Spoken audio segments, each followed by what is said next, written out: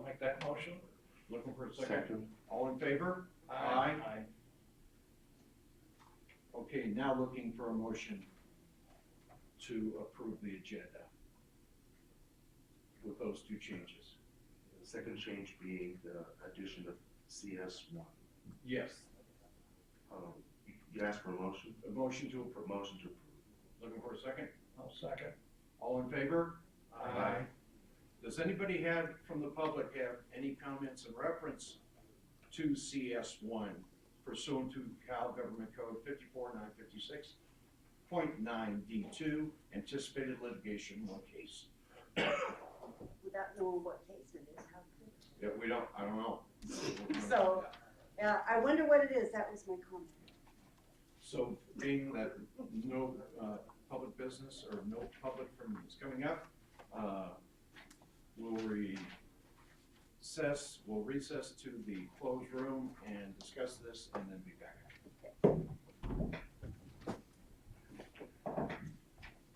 Go ahead, sir. I gotta. Christina's not level. She's not level. She got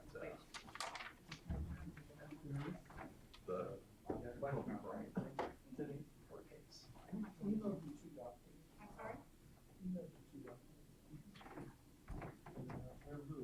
Okay, I can do it. You let me know earlier, I would have already done it.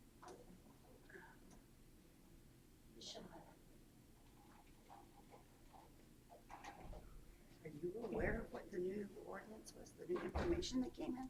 For Honeymoon? Hold on. Curious. It's just me. Trying to think exactly what it was.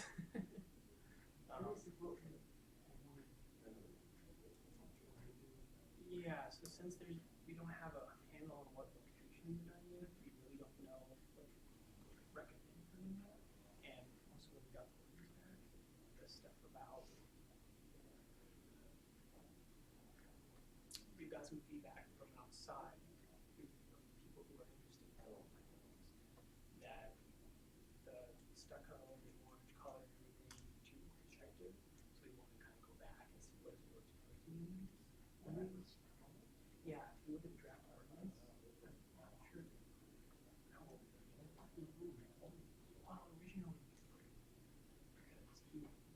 Originally, and that's not orange, but it's beige.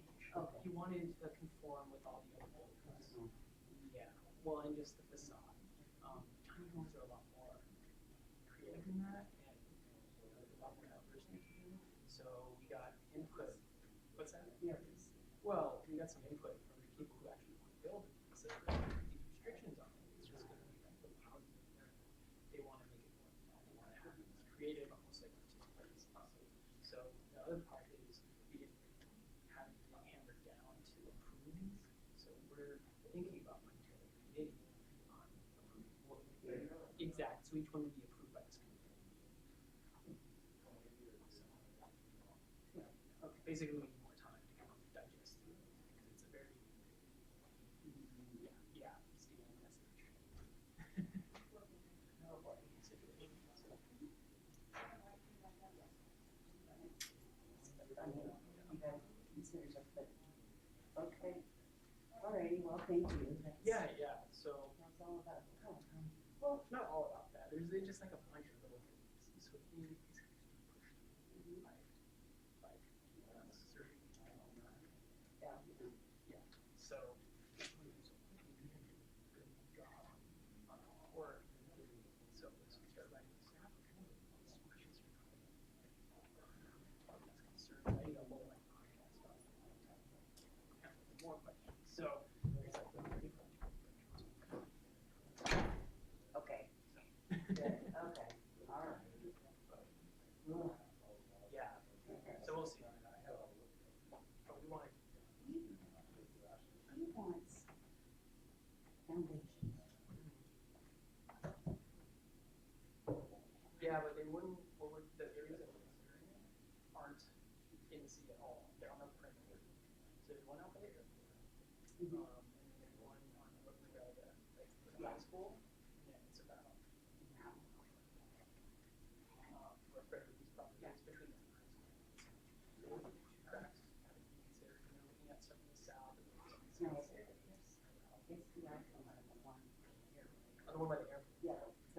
Oh, yeah, the one Yeah, by the airport, not the yeah, one. not the one over But there. there is SBI funds for the one in front of the high school. Yeah, that's Without the the one I was streets thinking and of, that's the yeah, one I no, was no, no. thinking of, Yeah, there, yeah. Originally we put it on there for discussion, but everything got pushed back, so probably.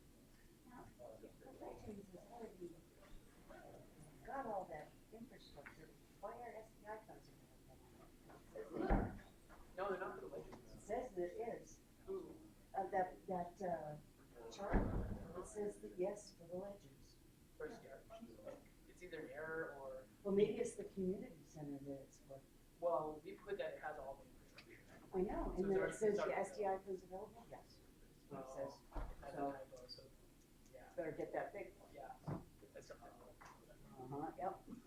It's just a Okay. lot to kind of get through, and Uh-huh, my boss is now 2 weeks at heart surgery, oh. so that's how. All right, thanks. Yeah, it's something actually that was brought up today by one of the commissioners, or one of the planning commissioners, is putting forth, 3 levels of payments.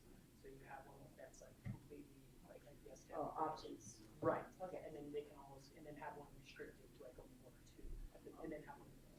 That was another question I had, different subject. I could have sworn I saw on the calendar, the events on the website, February 7th meeting for 10 a.m. for a workshop for the planning department. That workshop. Yeah, nothing was planned. What the heck? Listen. Okay, because I scoured and scoured and I couldn't find it again. Yeah, no, we haven't had anything planned, this next planning commission meeting, we're I probably gonna dreamed bring up. about stuff in reality too, Yeah. so, okay, that's probably what it was. Okay, No, well, it's okay. okay, we talked You about. should have seen when I was a letter carrier forwarding people's mail when I didn't. Oh, yeah. It happened.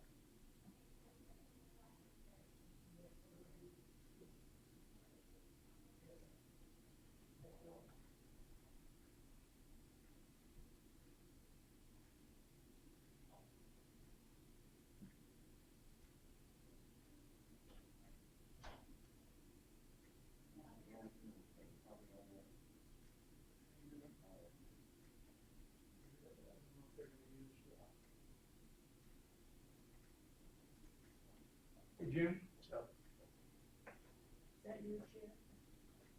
That's where I'm sitting, I don't know. Oh, wow.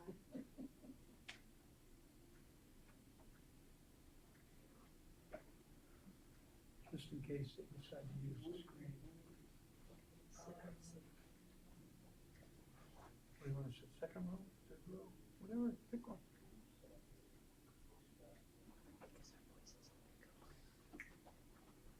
Sit here. God, you look warm, Karen. I am. I was cold. I'm over here.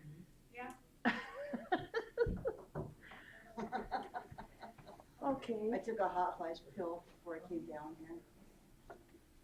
So I wouldn't complain too much.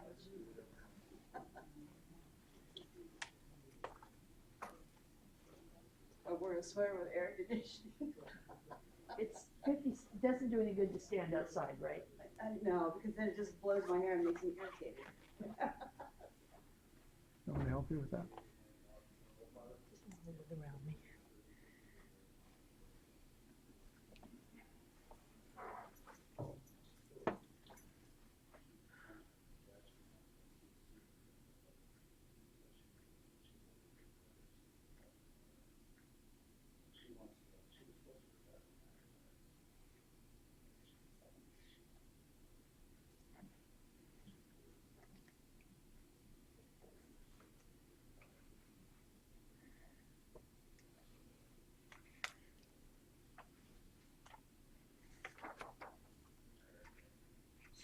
public hearing on tiny homes. What's that? The public hearing on tiny homes, oh, and I forgot to pick up the third page, comes after the consent calendar.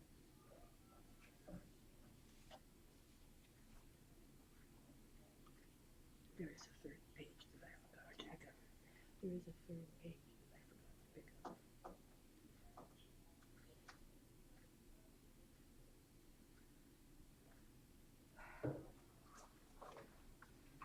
So we got some good news. Our attorney called said we better open the estate now. So getting ready to receive the forms.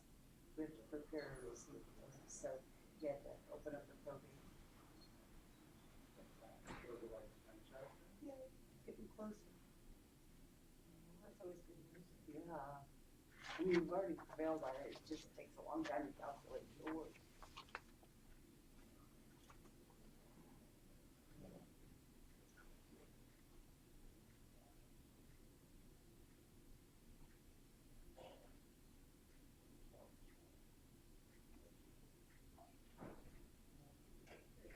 So I could have swore that I saw a thing on the website for a workshop for planning on the 7th. Good morning. Hey, how are Yeah, you? that looks a whole lot better. Yeah, oh, yeah. How are It you looks like doing? you're starting to get a little bit of hair too. You were, yeah, I did. You versus Actually me. needs a haircut. Well, I gotta find one to cut first. There you go. You were missing in action the other day. What happened? I was sick. Yeah, I was sick for Really? 3 days. Wow. Yeah, I tried to make it, I just couldn't. I didn't log on. I just stayed in bed and recuperated.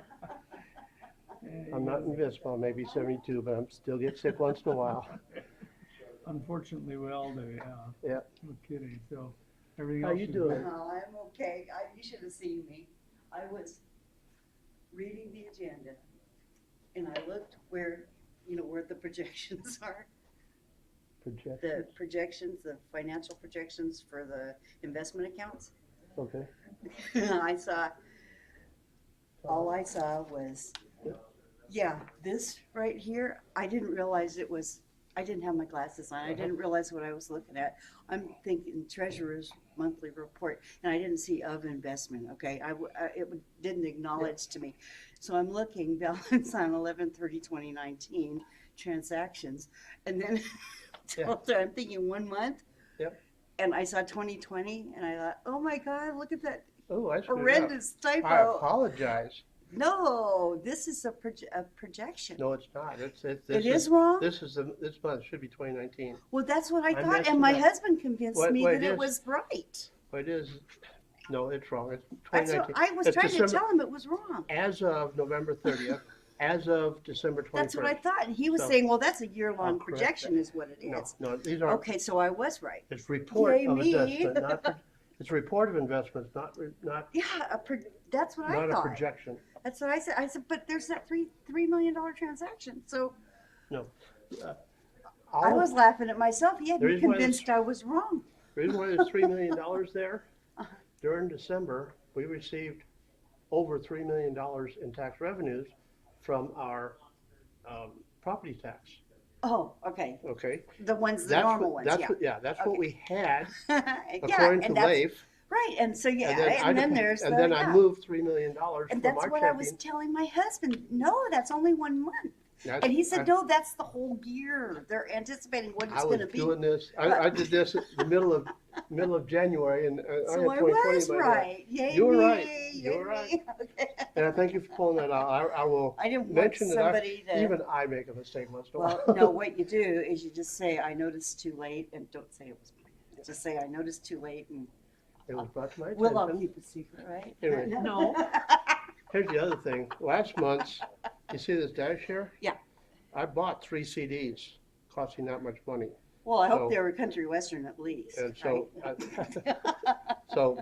so that's what the CDs cost us, which There's nothing netted us about that you amount to of don't money. do something for me or something like that. But I also, Yeah, I Running on also on empty. this CD for Bank of Sierra, okay. it was that amount. So when you get, is it a $10,000 CD or how many dollars CDs are they? 2 of public hearings. It depends, usually they're $100,000. Oh, okay.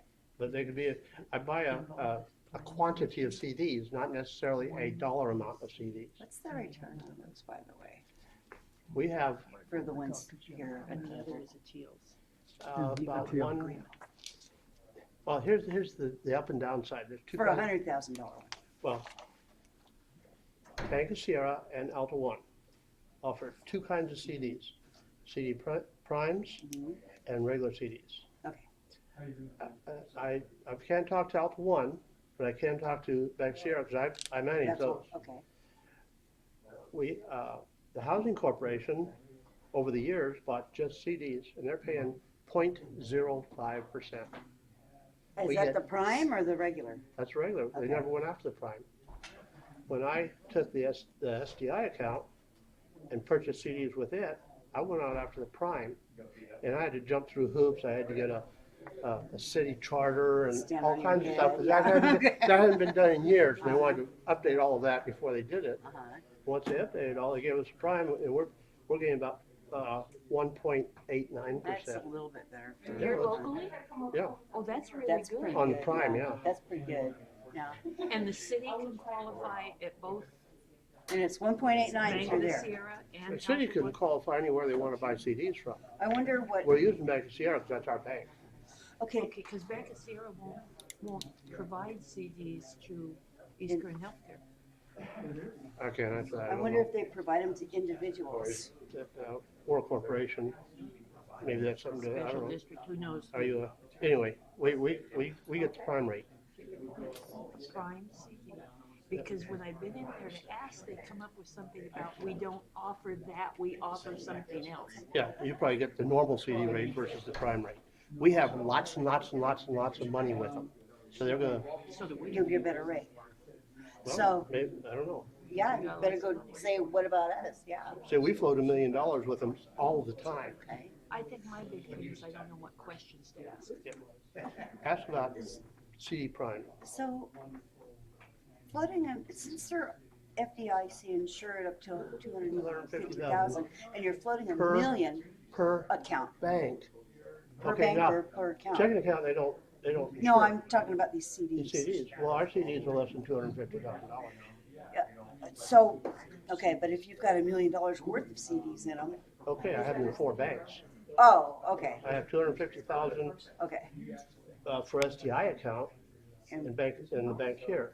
And for our city's general account, I have them in 3 other banks. Bank of across Sierra the banks? country. No, Oh, other okay. banks across the country. I understand now. That we can get, there's hundreds of Yeah. CDs, hundreds of banks that offer Because I'm CDs. looking at having to make, But you can only have that amount of insurance Yeah. with one bank, but you can have all the CDs you want as long as every one is in a different bank. different banks, So not they're different all- branches, different No, banks. different banks. Okay. And they're all insured for that Okay, amount of yeah. money. But go up to that amount, depending on the value of the CD. I wonder what they offer to individuals for CDs further. I don't know. I have to go talk to them, because we're getting ready to come into some, So We when wanna do you're CDs. buying CDs for $250, then they're giving you interest. What are you doing? Pulling the interest and rolling the CD? We're doing it 2 different ways. For the housing corporation, we don't have $250,000. We have 5 CDs that are lesser amounts, 61,000, 42,000, 12,000. That rolls back into the CD every month, so the CD increases every month. For the other CD that I have for SDI account, it's still at the same bank. It's a different account. It's handled differently, because Housing Corporation is a separate corporation all its own. It's its own entity. CD we just manage it. That $250,000, every month, they pull the interest out of it and puts it directly into our checking account. so it's usable. Yeah, liquid, yeah. and that way it never goes above 250,000. But then you That's- have to reinvest the Yeah. interest that they put in your checking account. So No, they, you don't have to reinvest it. You don't You have just to, use but it to if- pay your bills. yeah, you live off it. Yeah. My daughter, when her husband passed away, she got almost $500,000 life insurance. That's non-taxable. We put it in investments with a company with New York Life. She gets $40,000 a year in interest, and we don't touch the investments, we live off the interest. But you have to have a chunk of money to do that. Yeah. She bought her house with it, she bought a new car with it. Paid cash. Nice. Now, Finance it's, yourself, of course, right? it's down quite a lot, it's not what it was, but it still pays enough, it pays her property taxes, it pays food, groceries, all of it. And we just pull down, it's a special account where we have to keep a minimum there. And everything above that minimum, we pull down anytime we want. If we don't touch that minimum, we have a guaranteed rate. As soon as we touch that minimum, we get penalized. As soon as we go below the minimum. So that's a whole different deal. Now, we get 2.43% interest last month on our LAIF account. Yeah, that's what I was saying, The thing 2.43, 2.4. That's Yeah. very good. That's very good, but that's not a CD. That's No. based on the stock market. Next month, if the stock market crashes, that goes down to nothing. When I got this job, it was 0.03%. That's why we buy CDs. Because a CD, if we buy a 3-year CD at 1.87%, it will stay at 1.87% for the next The 3 whole years. time. Yeah. So what percentage are you mixing between your LAIF and your CDs? No, it's we just have $750,000 with CDs. That's it. All the rest of it's going to LAIF, LAIF, or Kern County. We have 4. This is the floating amount. We have 4.228506 in Kern County. We had 9 million. This is November. We had 9 million plus In LAIF. LAIF. LAIF rolled in. Rolls in all of our interest. Anyway, this amount here is after I put this $3 million in.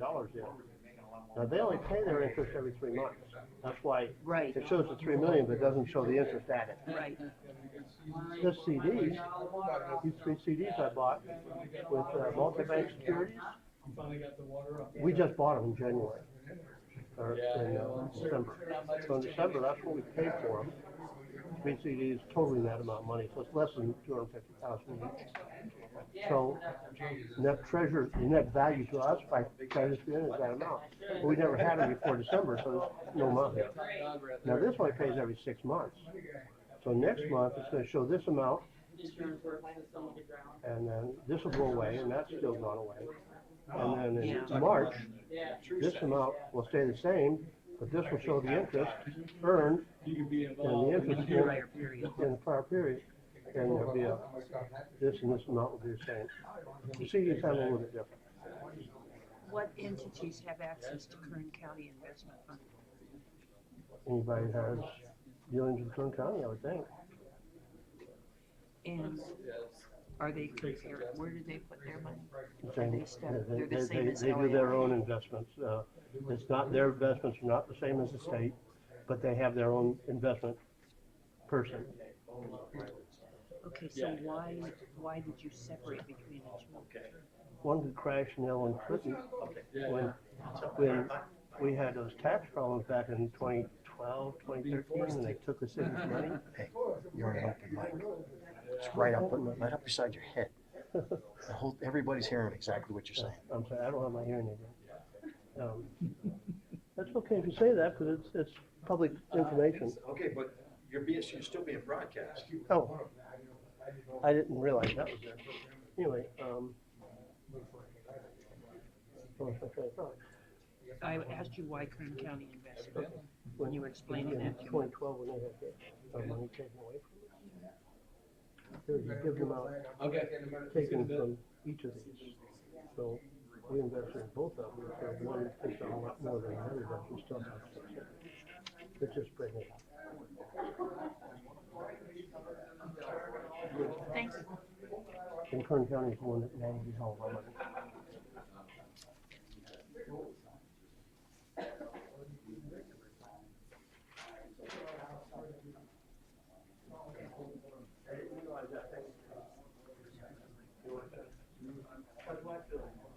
She's the one that told me. I wish you turned that off.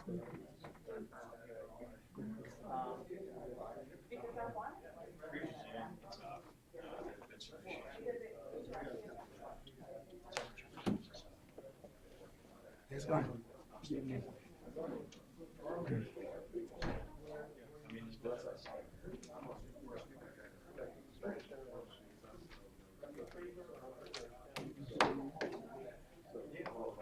freezer is, The one on the left, we put our frozen part, crashed. It was up to 113 degrees last week. And yesterday, everything in it went through. The refrigerator side, it wasn't fine. so this is side by side. They're both the same size. Are they going over?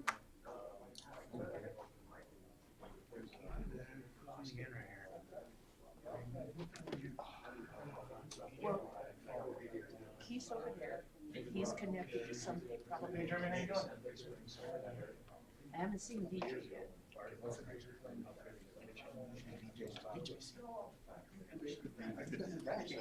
You can sit on my lap. I didn't even get an agenda. Hopefully this one goes quick, huh? Because they have 3 shifts, they don't have. Oh, look, somebody like 7. Carrie did. Carrie won before, I was 3.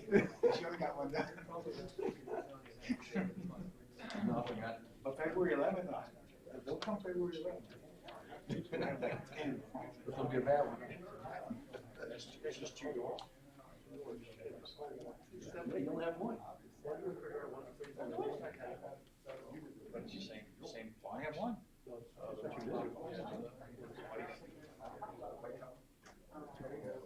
I was supposed to do 3, but I was waiting on Edison. I just already got the answer yesterday. Waiting on BHC, 11, and the master fee, I was waiting on the departments. So I did my 3, but I gave Carrie 4 to think she was doing 1. She had time.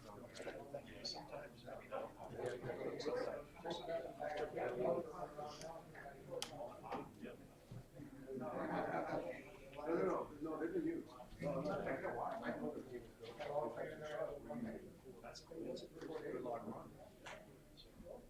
Yeah, things do die.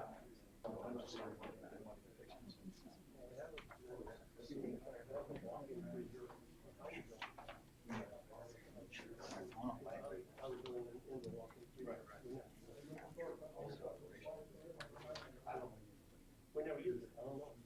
You know, I mean, it's turning off.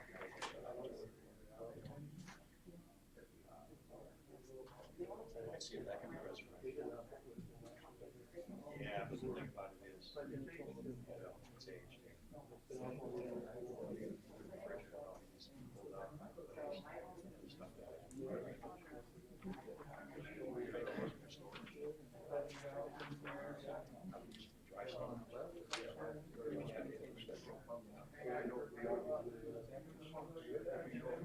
The question is that.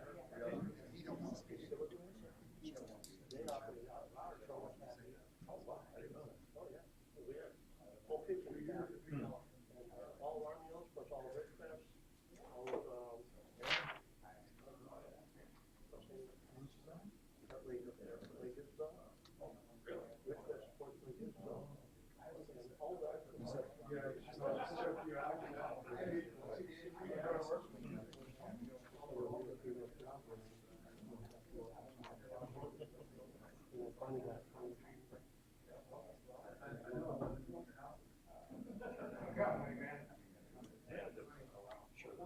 County knows.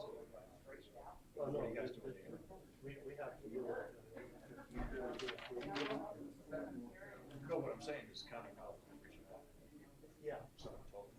It is the management and care of the building. That's the building. Well, we try to get this much retention. We're still fixing the. So the city's gonna have to buy it.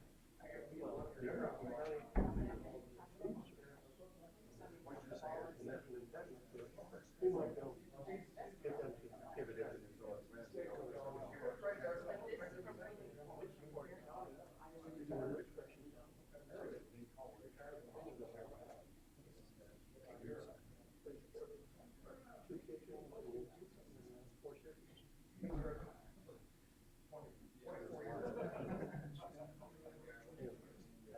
Yeah, so the freezer is up and running, but there's still some temperature fluctuations that I don't know. Production is like 17, and it should only go, it should stay from 0 to 10 at all times. If you don't want one of the first, but that's not good. But I can talk to Anna to keeping rental freezer for about a month until we get this one flowing. Stay married till we turn this one.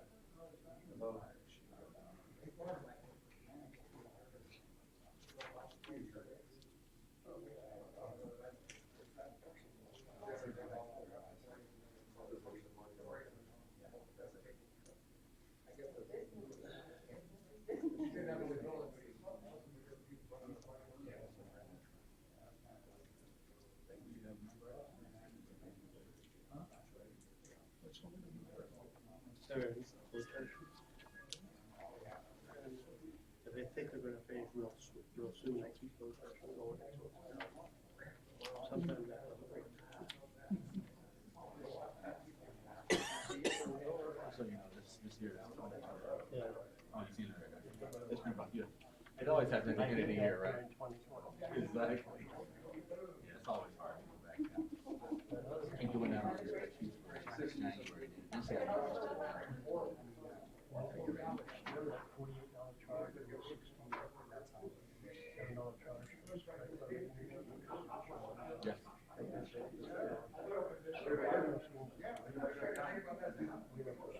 Tacos in November 2016. So it's for the form combined? Phone combined, $48. For the one machine, standalone, you don't keep that. It's Tiffany has. I thought Tiffany, I thought she wasn't using it. She doesn't need to keep that one, but she does take the card back. We actually have 3 machines. So I gotta get with that guy tomorrow and start talking to him and see why didn't One is that. 48. And 60, yeah, 68 combined. Yeah. That's just a deal we made, I guess. They never got on different days. The one Tiffany has, it's got February 2016. The 2 girls have, we acquired in November 16. Wow. I gotta get with the guy tomorrow and The figure same out guy? what's going on. Same guy. Actually, I might call Jack, she's the senior vice president of the company, who I met personally when I was back. Isn't your food? Well, you know, our restaurant accounts with Kern County. I went, the guy that makes the restaurant, I went and visited him for a half hour personally. You know, I had to step around one day, visit my daughter. I went to where they go, I had to talk to her first class. So it helps. Of course, they don't have a game for that. Jackie does, but I've done business with Jackie. My taxes.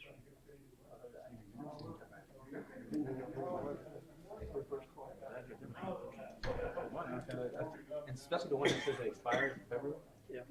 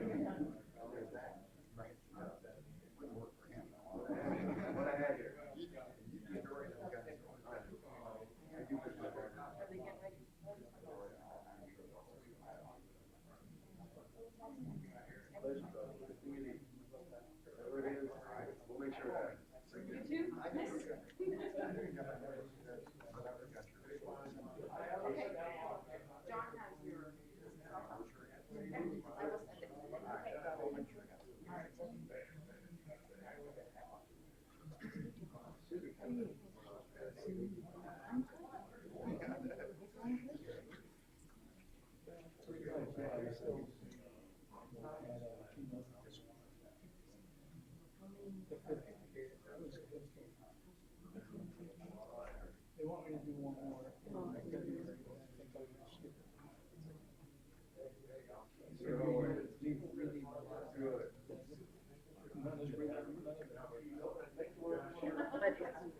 Yeah, but it doesn't get rid of kills it, and it reduces the spring, so it's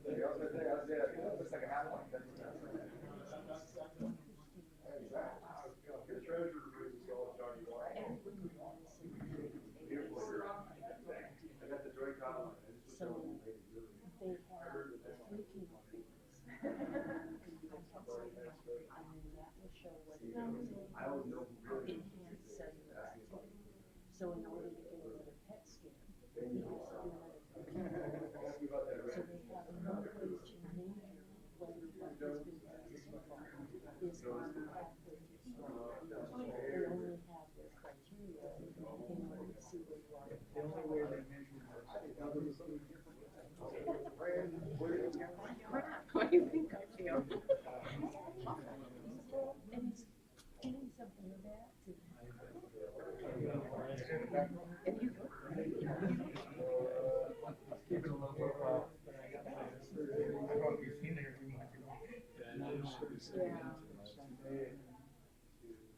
It's one thing I never heard of.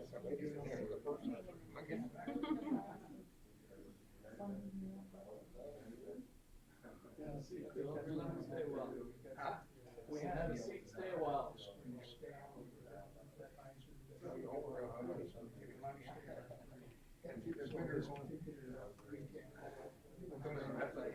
I will make a movie. So how's the MX world, man? That's good. Yeah? Yeah, finally got all the water off, so. That crazy weather, man. Yeah. There's a point where the last 6 weeks we've only been up in the two. Oh, really? Just from the amount of. After Thanksgiving, we've only been open I'm 2 good weeks. for that. Should must be bad, right? Now we're up and going, so everything's good now. We're not racing in 2 weeks, so. Name back is Dr. Noel, you know. So is that No, it'll be, Over the Hill gang coming out. Okay. Club. So it's just a bunch of old dudes crashing their dirt bikes? 30 and up. Yeah. No, not too old. But there's guys out there that are 70 ripping still. It's pretty crazy. like I want to try it. They put on a good event, so. And then like with the cable, it's the same thing. Oh, yeah. Now, do you guys still take it serious? Yeah, I'm the one that puts that together. Okay. Yeah. So what are all the tracks? Cause I know that Atlanta track was closed out, right? Yeah, at one point I did, Tampa, Blue Hills, KCRP, Porterville, MX. KCRP, PT1, MX parking lot. Yeah, we just kind of. We just, PT1's in Tulare. Yeah. But I usually do, 2 a year, that's in PT1. So, The outside, no, I'm thinking about manifest, spell that out for our garage. But the wiring, all the inside, electrical, the plumbing, but, I mean, we're almost ready to call them. But they don't cross the creek, yeah. They don't want to hold them. Maybe a couple guys like that, three,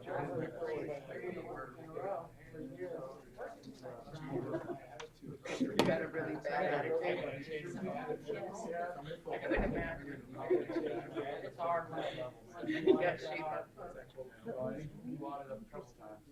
Is the doctors are saying we're giving them because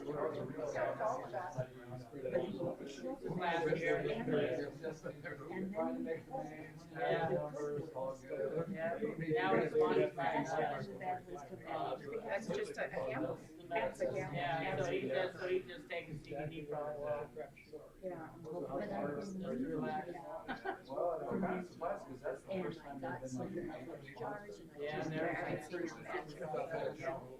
And in the fermenting book, it says, you're the guinea pig. We had, it says, you have the brine and you have the salt in order to keep the bad bacteria away long enough for the. But he'll be a manager of the team soon.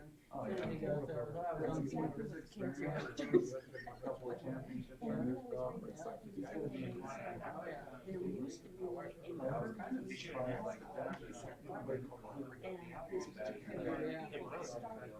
said, with all the wildfires and everything, there's other things that need our attention. So we're gonna focus on the earth wildfire rather than. I thought, They poured the concrete today. Oh, did they? Yeah, and then, they, Did you ever? Apartment there, week or two ago. they're trying to get the people in there for the county. I guess they're gonna have a little market where they're gonna sell probably like hot dogs or hamburgers or burritos or something. So they have a tiny little market, like a little, tiny. So they're trying to get that. But today they poured the concrete, and they got the rebar up for the trash collector. Oh, good. We were on the right path, and we said, I saw somebody out by it's the not lights there and anymore, stuff. we didn't drink it. And they just, and it's almost like the dogs get yourself. How are you doing? No, wait, There's a lot. How's that going? How's that going for you? It's jam powers. It doesn't affect us. Did you reach out to him? When you're down there, so is that gonna be this case?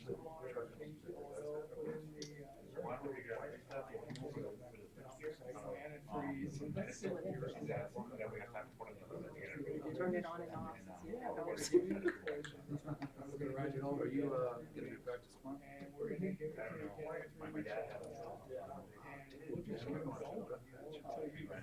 So, how's mom and dad? Well, no, what they said, but do they do that? my wife. We get all the money comes in there. That was the last thing. They their ashes and put together. It was a nice little ceremony in Fresno on Friday. Last week, she said, My dad was you're doing doing it. it. Not gonna. And when she said, Part of the stroke was back. and she said, and most people It's are crazy. in classes. Yeah, so we went back to Fresno, back to So it's just, it'll be over the next, while.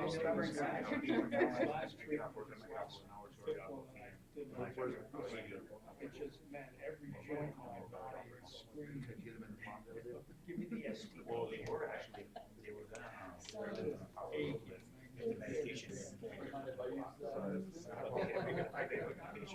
And they did a CAT scan. They did a CAT scan, they found it, found what it was a blood clot. So they hit it with medication, and they checked him like 30 minutes later, he started to get some feeling. What are you And thinking? then now they- The dermatologist. Yeah, and stuff like that, before I get to the type of stroke, the blood clot is the least dangerous And one. so what are If you get it early enough, you get the inflammation. not to go for? The case for cancer. So where was I like that? He has a house by the airport. And he has a house out here on 60 South. He's out there by himself, but then he started. Yeah, so he drove himself from the airport over by 60 South, 107. To his wife's house, you know. They call my brother, was drunk, so they called his Time me to get on the cell. But he could drive?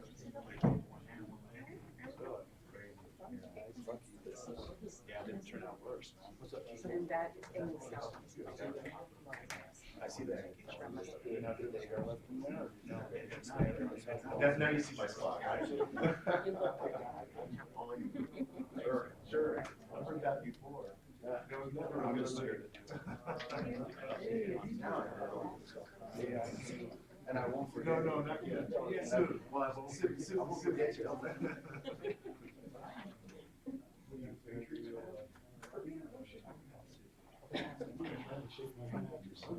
No, I won't.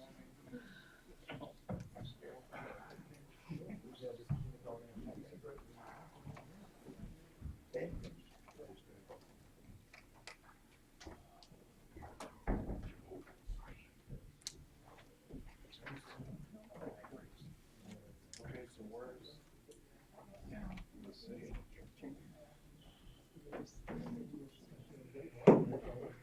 Okay, ladies and gentlemen, we're back from the closed session. Mr. Benhausen, want to report? There's nothing to report. Wait.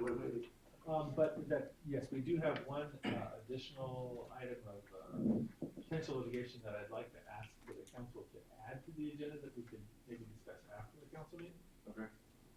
Looking for a motion? Is that That's making a finding that, Yeah, the finding is that the issue arose after the agenda was posted Okay. and it's of sufficient urgency that we need to discuss it. I'll make that motion as your discussion. I just want to be clear what we're doing. Did you second? No, I didn't. Second the motion. all in favor? Aye. Any opposed? Okay. So it'll be closed session right now. All right, so the regular meeting is now called to order. Please make sure that your radios or your phones are either turned off or put on vibrate. And would everybody please rise and please remove the caps for the Pledge of Allegiance and invocation.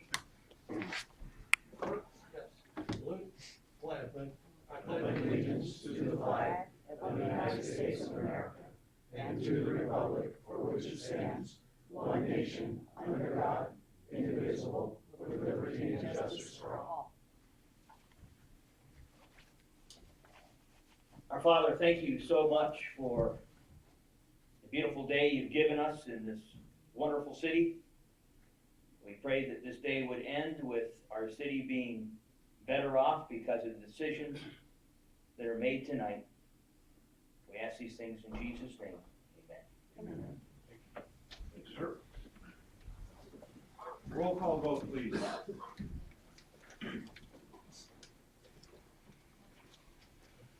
Councilmember Lieutenant, Present. Smith, Here. Mayor Pro Tem Paris, Here. Mayor McGuire. Here. City clerk reports late communications. Yes, sir, I have several from J.M. Powers. First one dated January 19th, method to allocate water standby fees for new water mains. Second one dated January 20th, reasons why the general fund is cash insolvent and steps to recovery. And then the last one dated January 21st, detailed picture of the city's cash on hand and short-term loans. Thank you very much. Could I have that, the last one, copy that's sent to me? Yeah, you can send it in email. Okay, thank you. Okay, presentations. City Treasurer Middleton, please. Good evening, council and our citizens. I'm going to spend a little bit of time talking about my treasurer's report. J.M. Powers had some questions about it, and just to clarify what I have. The city manages 4 separate accounts. RDA/successor agency, SDI, Housing Corporation, and General Fund. I don't have direct access, money movement, or anything for the first 2 I mentioned, the SDI or the successor agency account. I am told to put money in, take money out, or move it, and I do. And so, and that's well documented, reasons why, state mandate or whatever it comes down to. The housing corporation is a separate entity on its own. It's not a interest account, it's a separate entity. They fall under our tax code, that's why we manage or oversee the housing corporation. All the finance payouts necessary by the housing corp are paid by the housing corp. All the money going into the housing corp is paid by the residents, the senior center residents over that organization. The people that are paid employees of the city are paid with housing corp money, not city general fund money. Sometimes we have to move money back and forth to reimburse one or the other, but they are totally isolated to themselves. The main thing is the general account. Received a letter from J.M. Powers that I'm not addressing interest accounts. I'm not here to address interest accounts. I take all of the money that the city receives into the general account, no matter where it comes from, airport, our track out in the city, and I put it in one big checking account. When that checking account gets up over the course of the past 11 months, I moved about $2 million out. It's city money, it's to pay our bills, it's our employees, and the general money that pays our employees and whatnot. I don't have the time, and I don't have access to the reports to break that out. So, just to make things clear, all of the information on this is from statements based on the last day of the month, the previous month. It's like when you have a house payment due, you write your checkbook, you paid your $400, you mail the check on the last day of the month.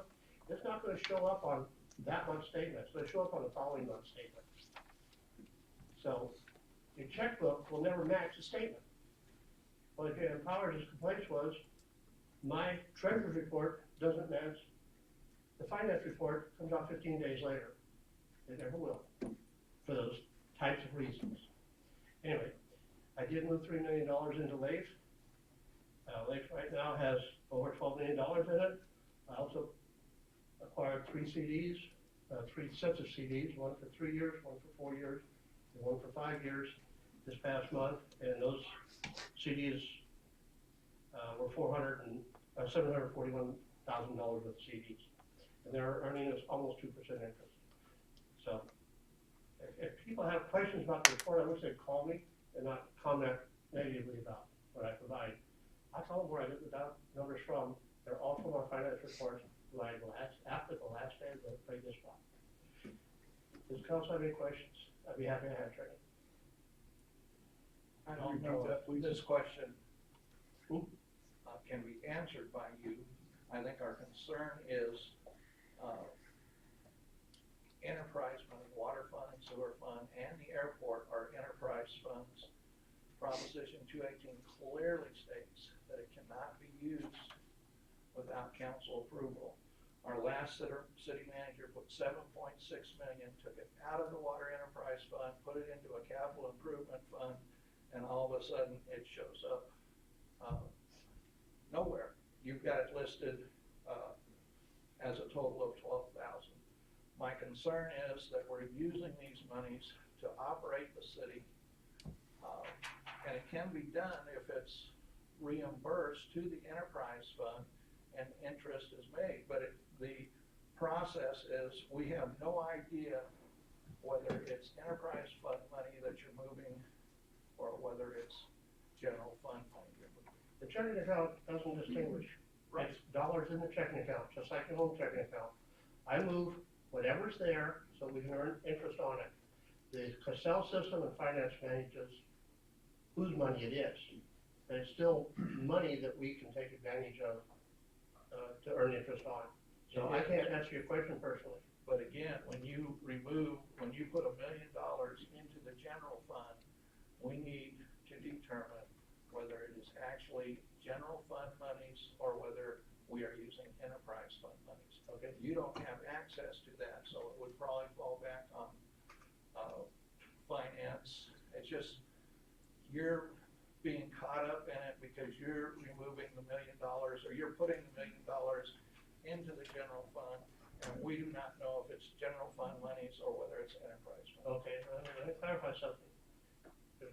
checking account, and all of the monies from the city go into it. There's no distinction. Finance has a very elaborate database that identifies whether it's interest money or not interest money, but it's still just dollars. I can't identify where I invest it. Okay, this is interest money, so I'm gonna put it here, and this is airport money, so I'm gonna put it there. I can't do that. I have a dollar amount of cash sitting there earning us no interest and not insured in a bank.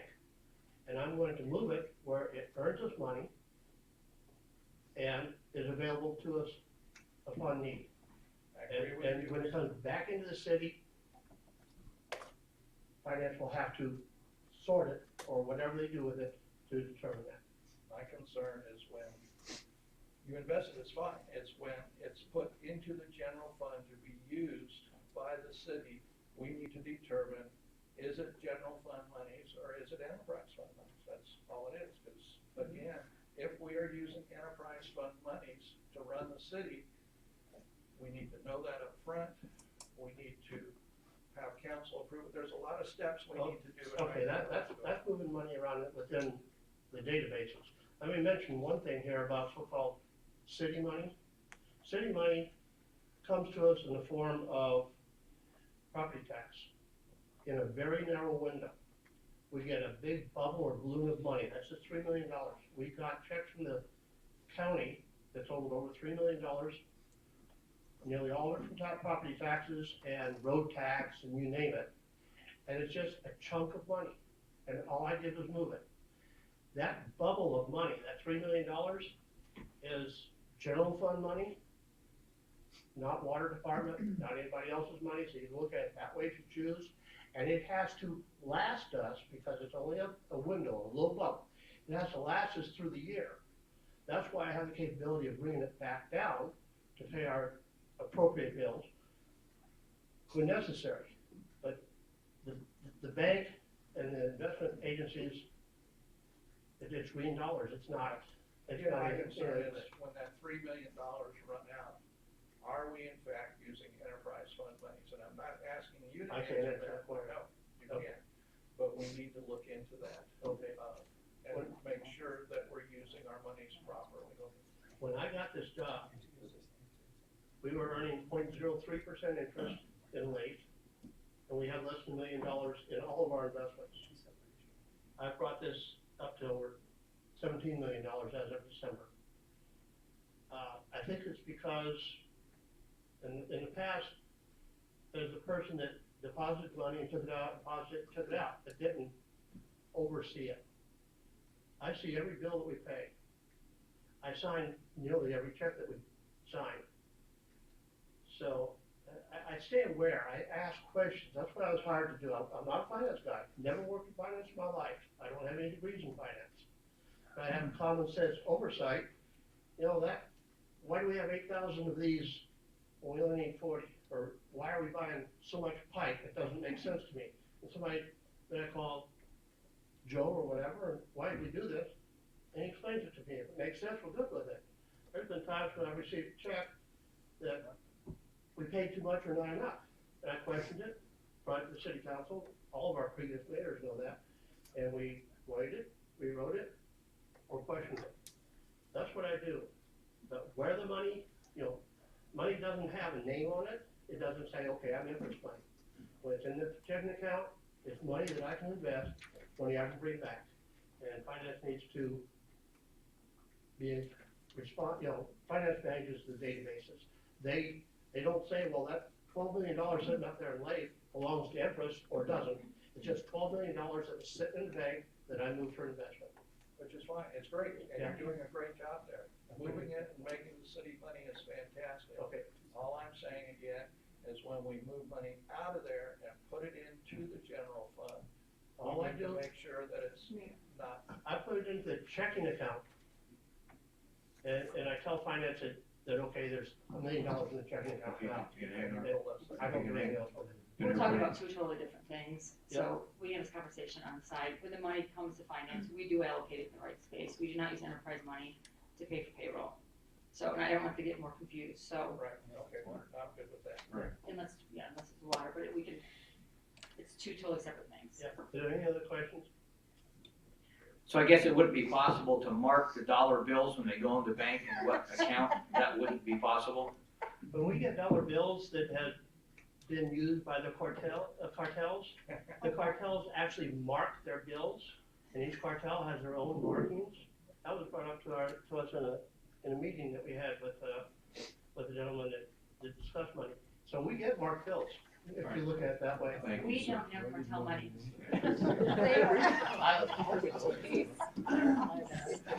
Thanks very much, Phil. Civic community organization announcements. Yes, sir. Yes, sir. Good evening, council, mayor. My name is Todd Broussard. I'm the president of Cal City Little League and on the Parks and Recs Commission. I've been here the last couple of council meetings, so I just want to bring you guys up to speed on our progress on the Little League renovation of the J. Herman Cooper Field. First off, I'd just like to have a special thanks to a few people. I'd like to thank Pete Madrid and Leland Corelli from ASAP Heating and Air. Immediately following the initial council meeting that I attended, they wrote me a check for $5,000 to help fund some of the improvements that we're looking to do out on the field. Additionally, Michael Ellison from Ace Hardware and a few other ventures wrote an additional check for $5,000. He was the one that initially wanted to try to renovate the entire field on his own, and I want to say thank you to him for that offer. Obviously, we didn't go that direction, but I do appreciate the offer. Ray Wilkins from InQ and Force Off-Road also donated an additional $5,000. And then most recently, Golden Queen Mining Company out of Mojave picked up the sponsor for fencing off the junior-senior field. It's the fence that was in the worst condition. That amount was $55.42. In addition to that, they also donated an additional $800 for banners on the fields for day-to-day operations for Little League. A few other people I'd like to thank that have donated labor, time, effort, energy, expertise, all of those things. Pepper Williams previously from Williams Construction, apparently retired, but not really. Rob Irwin from I.M. Masonry out of Quartz Hill, he did all the block labor for free. Ramos Concrete donated his labor for the slab work that we did. Councilman Ron Smith and Rob Troutman were kind enough to anti-graffiti, paint the walls, paint all the structure stuff. And also Jerry Heller did most of the framing of the roof structure and stuff. And it's these people that are helping make a field that Cal City can be proud of, and I just want to say thank you. Also, Marvin Hernandez from Fence Masters, he's the one that's going to be doing the fencing on the junior-senior field at a discounted labor rate. So, to date, we've got the majority of the first two dugouts completed, block dugouts. If you haven't had a chance to drive by and look at them, they turned out great. We're going to be putting the roofing on this week. So all we'll have left to do is put in some stainless steel shelving for the gear, and then put in some benches and some bat racks, and they'll be pretty much complete. So I just want to say thank you. I know the community is coming together to try to support this. It's a worthy cause. I mean, our kids need a safe, nice place to play baseball and do other sports. So I also want to do some significant dates for Little League. This Saturday, February 1st, we're going to be having the umpire clinic at the high school from 8:30 to 4:30. Saturday and Sunday, February 22nd and 23rd, we'll be having our tryouts. Saturday, March 21st, will be opening day. That'll be the first day. Hoping some of the council and some of the city dignitaries will come out and join us. And I'd like to showcase the softball field, since that's going to be where primarily most of the work went. And it'll be something that the community can be proud of, because it really did turn out very nice. Registration dates. Next registration date is Wednesday, January 29th at DiMaggio's. Fees are $70 for T-ball and coach pitch, $90 for minors and up. That is the last day of regular registration. After that, the dates go up. We'll have registration on February 1st at the umpire clinic at Cal City High School. from 8 to 10. February 5th, which is a Wednesday at 5 to 8 to be determined. February 29th, 5 to 8 to be determined. And then February 22nd and 23rd, that's the day of our tryouts. That will be the very last sign-up date for registration for baseball. So, and the late fees will be 80 and 100 for T-ball coach pitch, and then 100 for minors and above. So I want to take this opportunity to say if there's anybody else out there that wants to help fund this and help with labor, materials, or money, or whatever, we could certainly use the help. I know there's a lot of folks in town that have stepped up, but I'm hoping that we can keep some traction and keep this thing going. And I'm asking the public for their help. And some of the places most of the places have been local, but we've even got stuff from Palmdale, from Lancaster, from Tehachapi. I mean, so even the surrounding communities are starting to help out a little bit. So I'm again asking our community, our fields, that hopefully we can get together and make all this happen. It's going to take time. It's going to take money. It's going to take a lot of work, but it's something that I think we can be proud of in the end. So, does anyone have any questions for me? Well, I'd just like to thank you, Todd. Business people run from you now, and you would have done well in Amway, and you might still do well in Amway. But I just want to thank you for your efforts to really give some honor to Cooper Field, and thank you for what you're doing.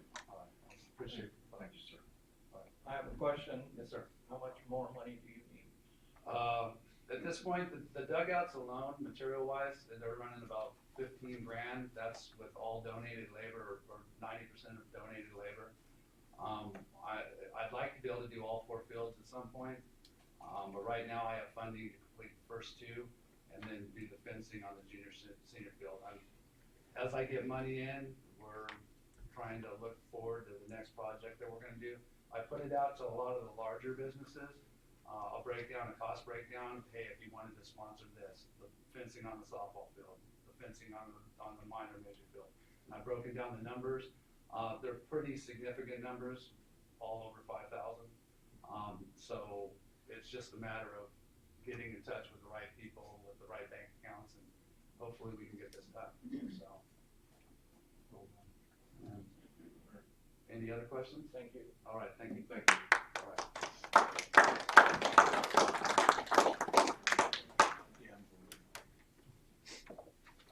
Is there any other civic community organization announcements? Seeing none, we're move the city manager's report to this spot on the agenda. Mayor, council, public. A couple of dates to remember. February 1st at 2 o'clock, there's a memorial for Bill Dennis at the First Baptist Church. February 4th at 10 a.m., at the Arts and Community Building, Chief Kosick and Code Enforcement will be hosting a town hall meeting to discuss a proposed rental inspection ordinance. February 7th at 10 a.m., we will have the Public Works Council workshop to discuss the goals and vision for the city and the Public Works. On February 22nd, go ahead. One more time and the date in for that one. February 7th at 10 a.m. Day of the week is that? I believe it's a Friday. It's a Friday, yeah. February 22nd at 10 a.m. Candidates for council will be interviewed and hopefully a selection made. I believe we have 7 candidates so far. And then March 10th will be our mid-year review. A couple of other things. Wings of Hope did a great job. Lots of talent in our town, and they raised money for their cause. Code Enforcement successfully received an abatement for 194 Campfire, and Public Works has continued with the demo. Code Enforcement has the next one in process with the courts. The Oversight Board was pleased with our ROPS presentation, and all requests were approved. We're down to 2 items to maintain. We're going to pay off the largest one eventually, so successor agency will eventually not be that anomaly that we struggled with. And we reduced our admin costs to $75,000 instead of $250,000. We'll be bringing training in for staff in all areas. The first area of focus in spring will be on procurement and proper vendor selections. We've been working with Kern Planning Department and collaborating on the large project with Energy since it crosses the city-county line. This has been a great experience so far. Kern County's been a great source for our growing and changing departments. They've been available for any questions we've had as we redevelop our structure. The master fee schedule will be publicly noticed on February 7th and 14th. It has to have 2 notices. This will be on the February 25th agenda. Bus stops are installed, one by Friends and the other is in Victor Plaza. Thank you to Public Works and Facilities. Little League Field is looking great. Todd, thank you for that. Thank you for all the volunteers. And we're looking for donations, but you already said that. Explorers are back at fire. I believe, when does their training start? They've started initial training and orientations for a few of them, I believe 4 currently. They'll continue as they get more in. They're going to do another recruitment at the high school here pretty soon. They've been speaking with the school staff, so they'll continue to do that, getting the staff on board, and then they'll select dates in the near future when they can actually do presentations to the students, and then we can recruit more that are interested. I believe we have another 10 or 15 that are still interested, hopefully bring the program up to about 20 to 25 explorers. Okay, and we have, like we're at churches, we keep asking for money, but Explorers are also taking donations. They can bring that to City Hall, and it'll go directly into a line item for strictly Explorers. The water rate study RFP will come back to council for approval on February 11th. And then we're eager to get this done, so hopefully we'll get that approved. And then the last thing, we met with several investors to initiate our own electric utility and have that discussion, as well as work with SCE to accomplish this. When we realize the scope of our need and the appetite for it, we'll send out a proper RFP to get proposals, bring a comprehensive plan back to council. And we're hoping this will bring a substantial amount of revenue, as well as bring the load needed for the development. And that's all I have. Thank you. Consent calendar. Wait, Oh, we have questions. yeah.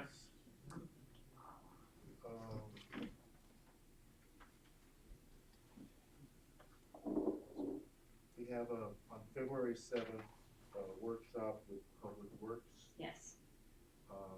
And March 10th, mid-year review. I think the mid-year review is a little bit too far out into the future. Some of these questions that come up with the Public Works program require us to have evaluations of the budget and our financial resources for those projects. Just as an example, we're not receiving TDA monies for maybe 4 years now. 4 years? So we're talking, the street department's been running on money coming from someplace, and that's their significant source of money, and we haven't been reimbursed for 4 years, and I'm starting to be very hesitant to be spending money that we don't have in-house, or don't even know when we're going to be having it in-house. The thing that you did not talk about is an audit for 17, 18, not much less, not talking about 18, 19. And that's again our check on this budget process. 17, 18, we keep saying it, but it's almost done, and then we'll go right to 18, 19. So, well, we can rearrange the dates. We can do the Public Works workshop, which was it was to discuss your goals and expectations after the mid-year review. Do you guys want to talk about this when it comes under the council agenda? Just to me, it's like even today we have an item on the agenda that's a street equipment need, but we don't have street money.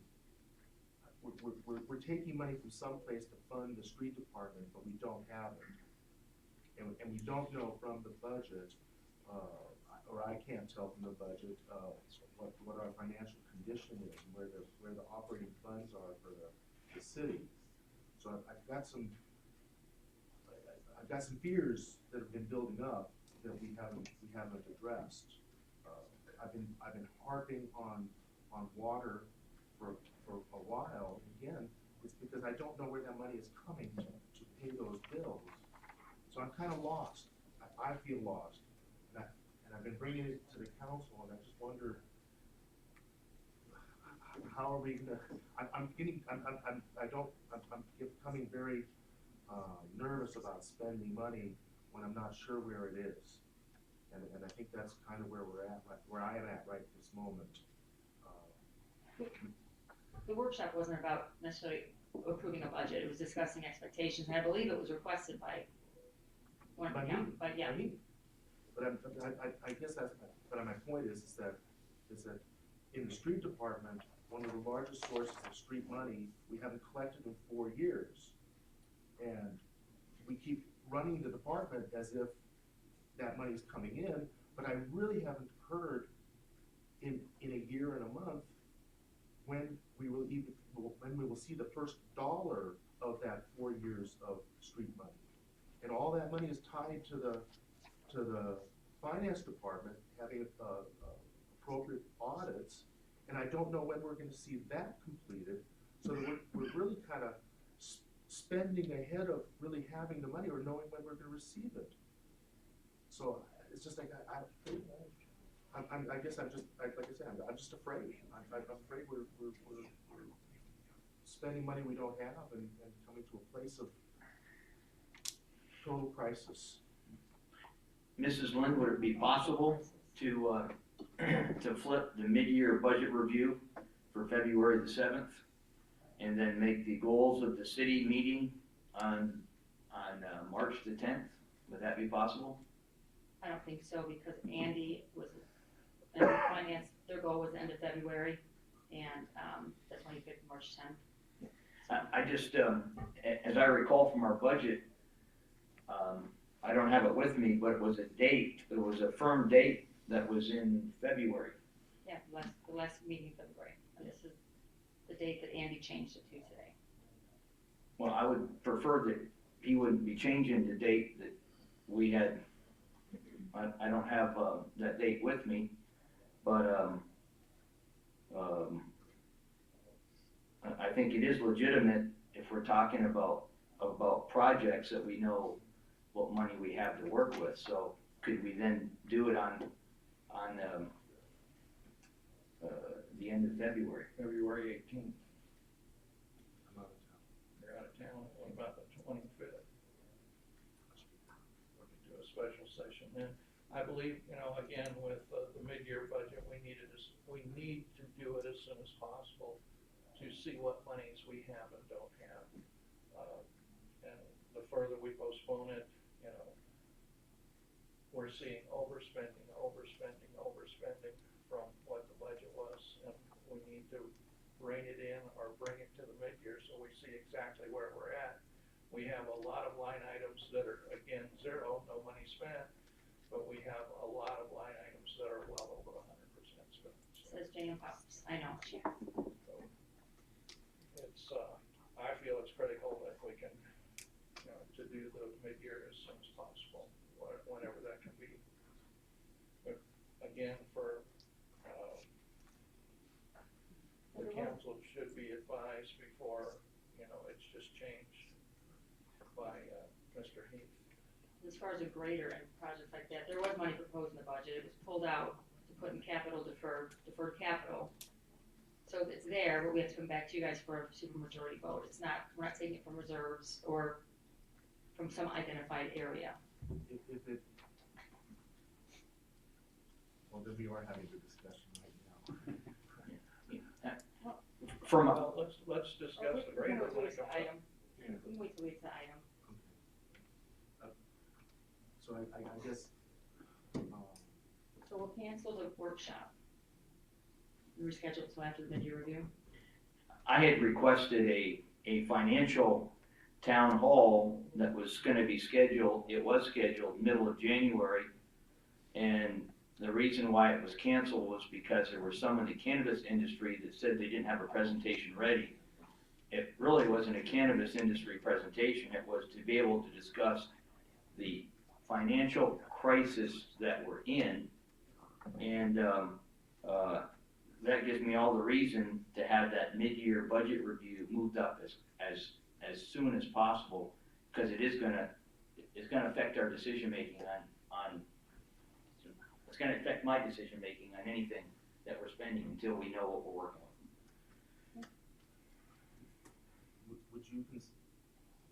Would you consider maybe that February 7th that was held for the Public Works Workshop, maybe being a session between the council and administration to review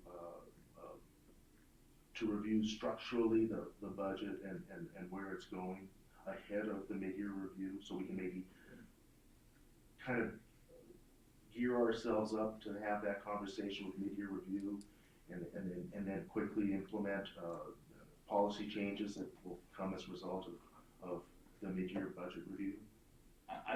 I think that'd be great. Personally, I think it'd be a great idea. I agree. All right, can we do that? Yeah, it's great. Okay. Any other questions?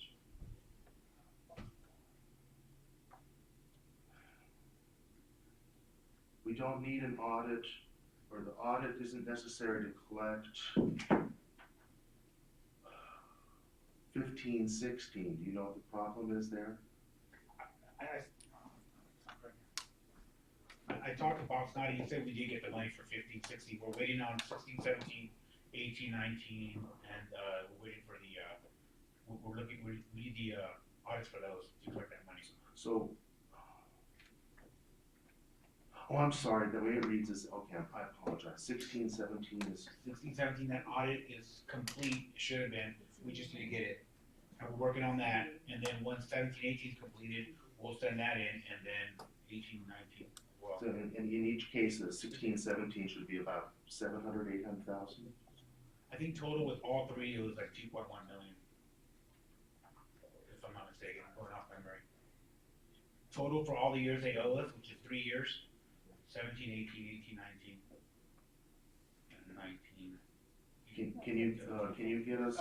16, 17, 17, 18, and then 18, 19. Those 3 years, it should be 2.1. But I can send an email tomorrow and get the exact amount that is owed to us. Can you maybe get the information to us about when we might see 16, 17 received by the city? Yeah, I'm just waiting for the audit on that one. So the audit's 17, 18. Yes, but to collect the money for 16, 17, we need our complete audit. Well, that has been completed. Yeah, yes, but I need the report to send to them, and I haven't been able to locate that. So we're working on that currently. You're looking for the 16, 17 audit, is that what you're looking for? Correct, to get the 16, 17 monies. 17, 18 hasn't been completed yet. It's real close though. Okay, all right, so there could be no indication of when the money will come here until you've actually submitted documents from the city for 16, 17. Correct. Okay, all right. Thank you.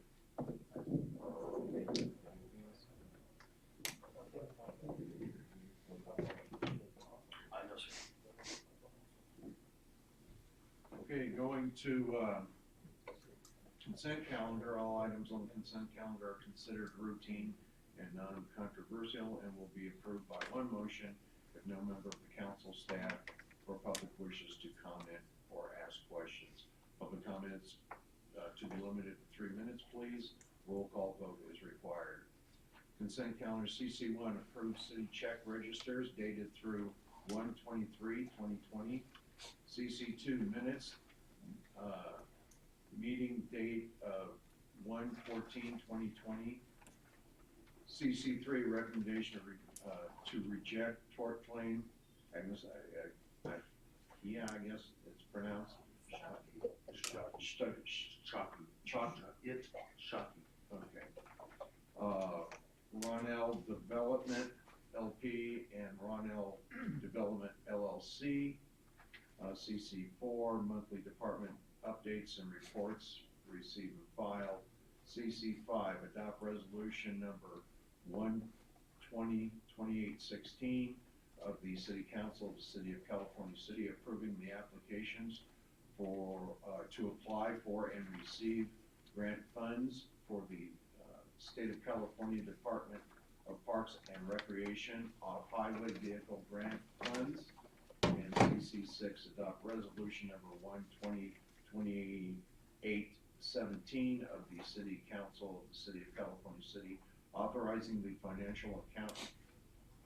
account to execute the Federal Transportation Act, FTA, Section 5311, Operating Expense Assistant Grant of Title VI, Assurance and Urban Mass Transportation, Civil Rights Assurance for FY 1920. Is there anybody from the public that wish to bring up anything in reference to CC1 through CC6?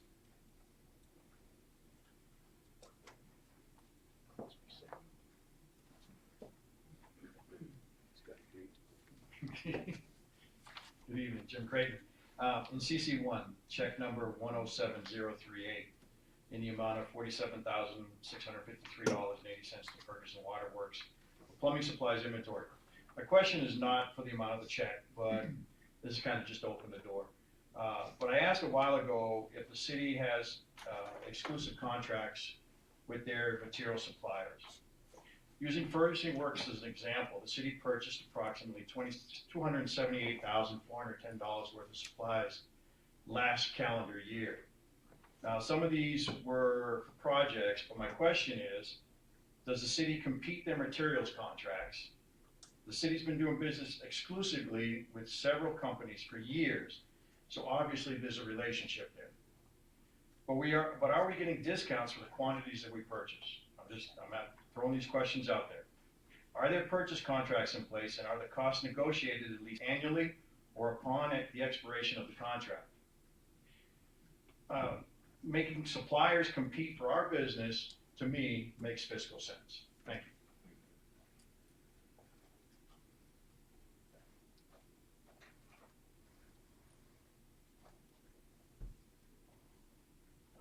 So, can we get a response on that as far as the purchasing? I know there's a bunch of things in place that are being changed also, but.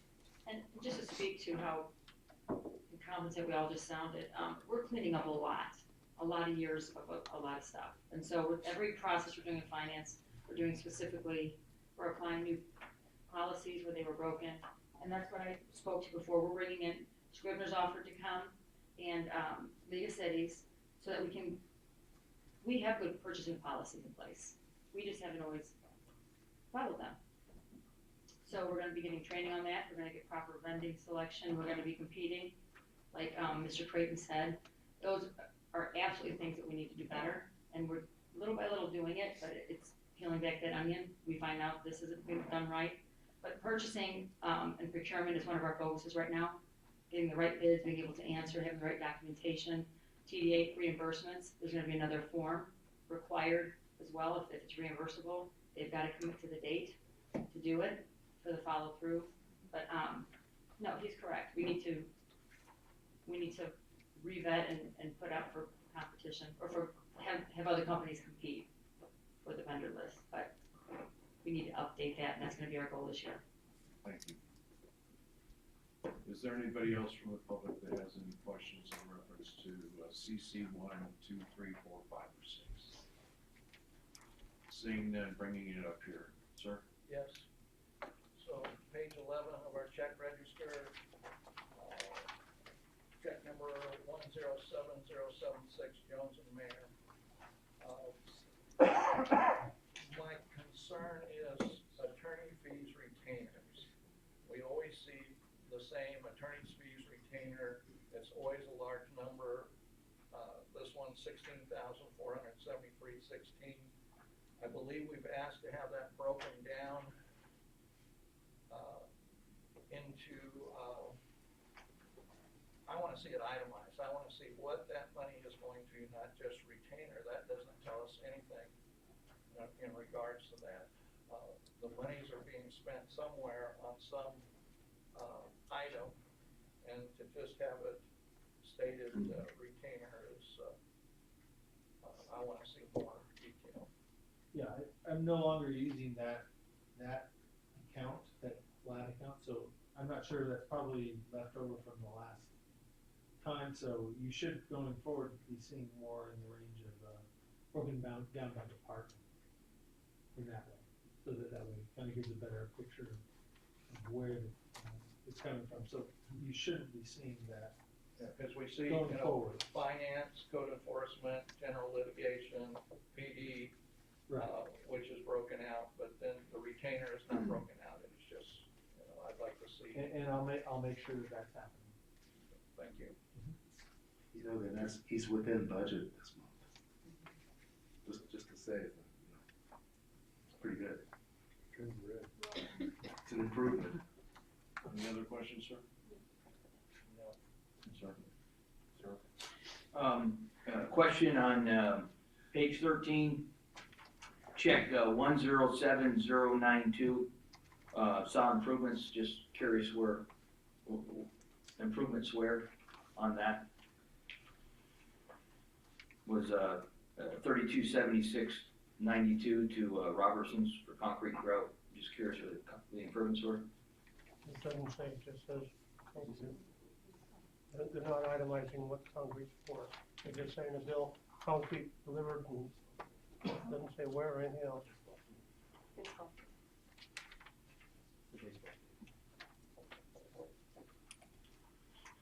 Baseball field, Okay, yeah, baseball. thank you.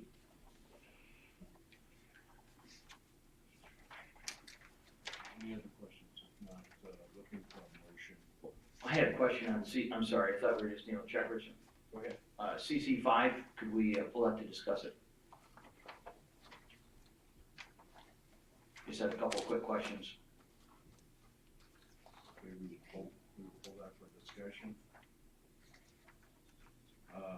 That being said, looking for a motion to approve CC 1, 2, 3, 4, and 6. Okay, motion. Got a first, looking for a second. Second, Got a second. Madam Clerk, roll call vote, please. Councilmember Lucinovich, Aye. Smith, aye. Mayor Pro Tem Paris, Yes. Mayor McGuire. Yes. Motion carried. Thank you. Since you have some questions on CC 5. Yes, sir. I see our OHV manager here, and commend her for the clear report. As I'm looking at CC5, I know I don't know this. I don't know the details, but I know we're not going to be getting some money that we were supposed to be getting. Didn't know if this is an application.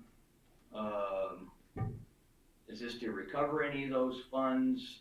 And if you could, I don't know if this is this time is appropriate to be able to explain the 10-point hit that we're going to get on future grants this year. But if you could explain this resolution, if it has anything to do with the funds lost. Yes, good evening, Mayor and Councilman.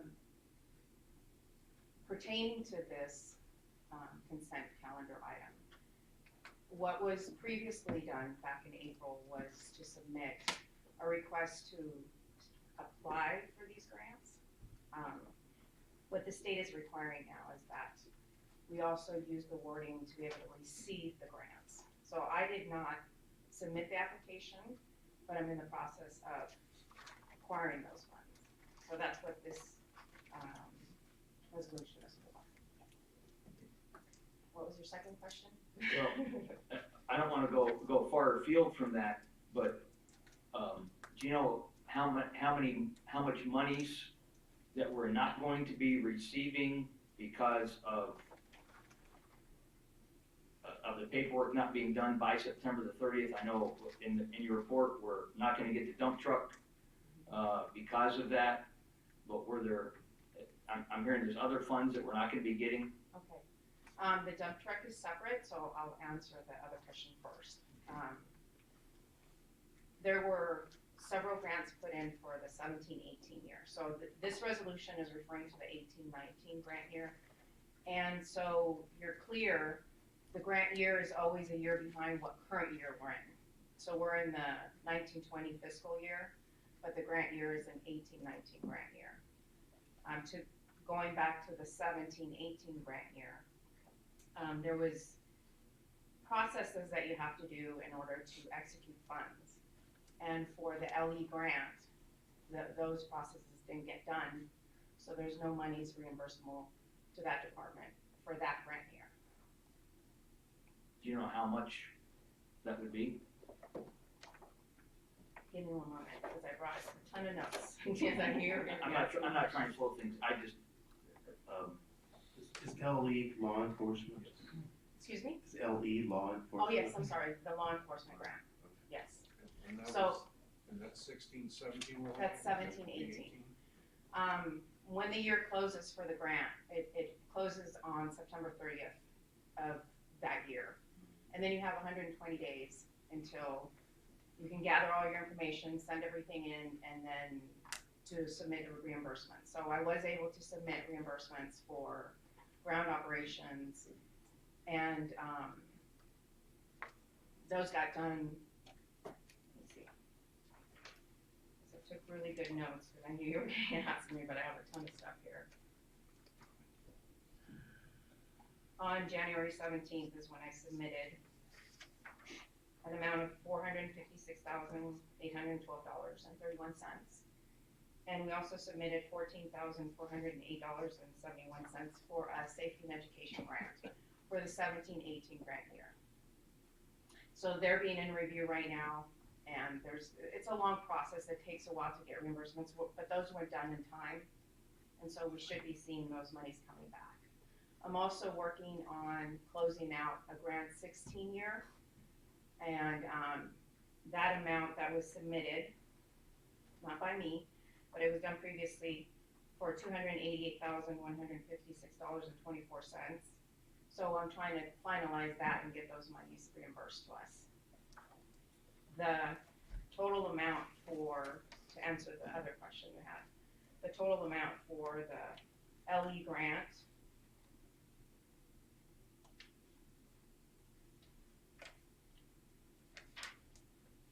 I'm sorry.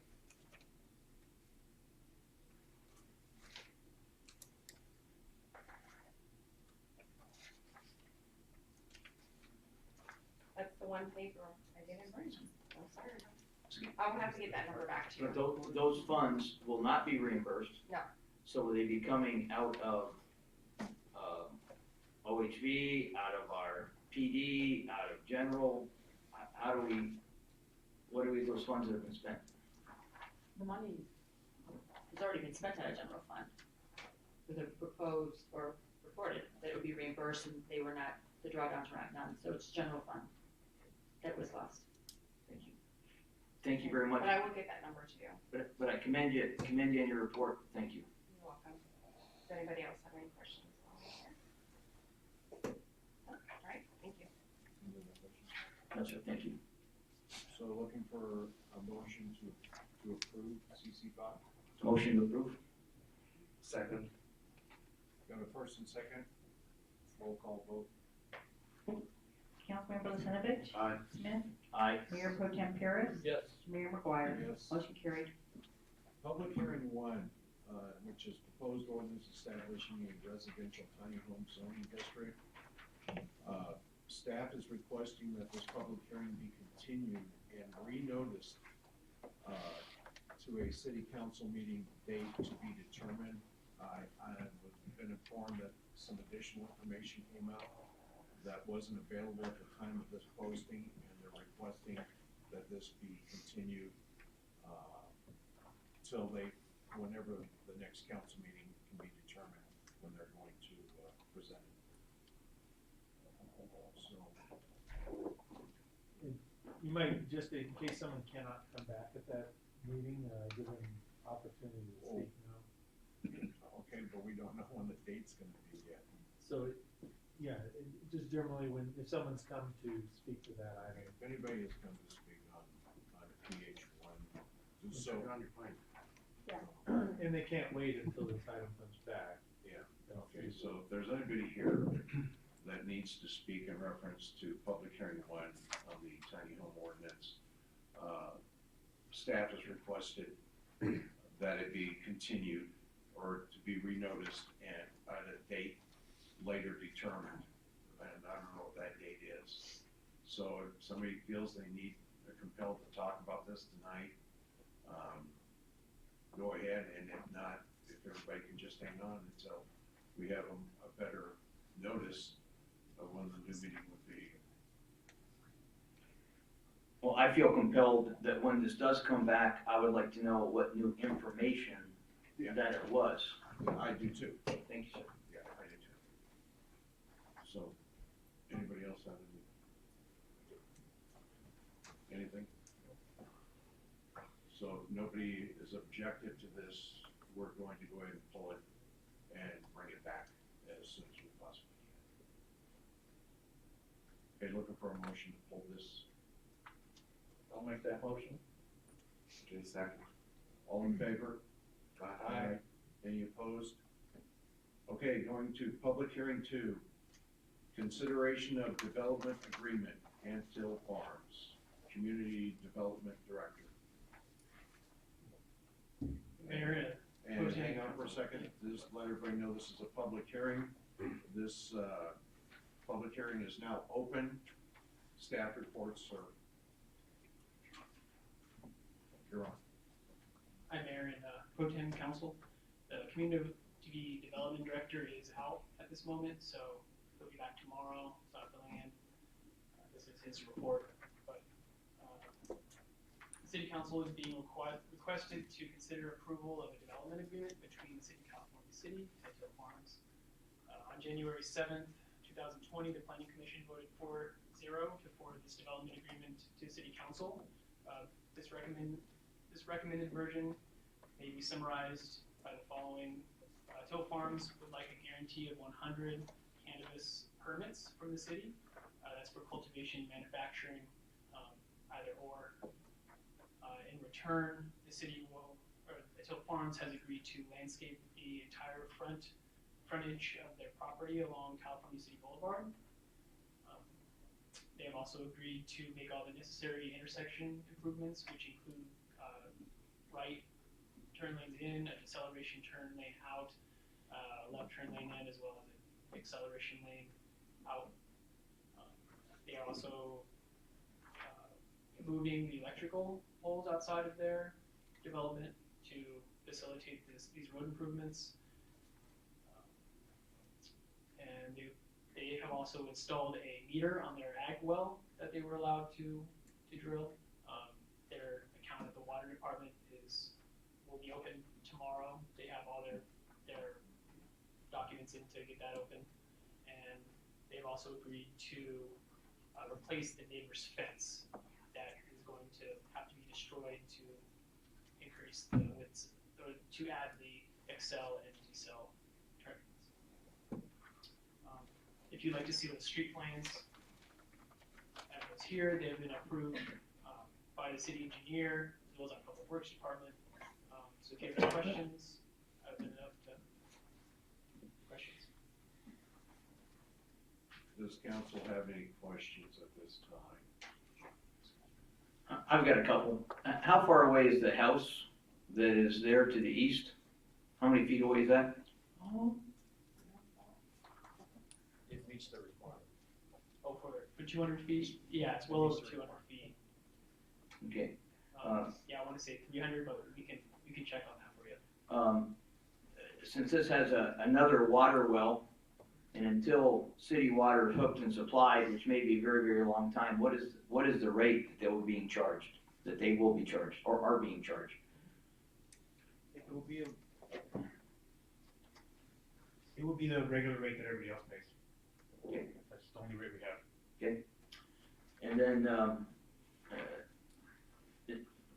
with this development agreement, it seems like this should have been a given anyways, that there would be a deceleration and acceleration lanes. I'm not really seeing, I'm not really seeing a whole lot that we're getting, but one of the things that concerned me on, one of the things that concerned me on page 7 of 20, on 5.8, underneath the implementation by developer,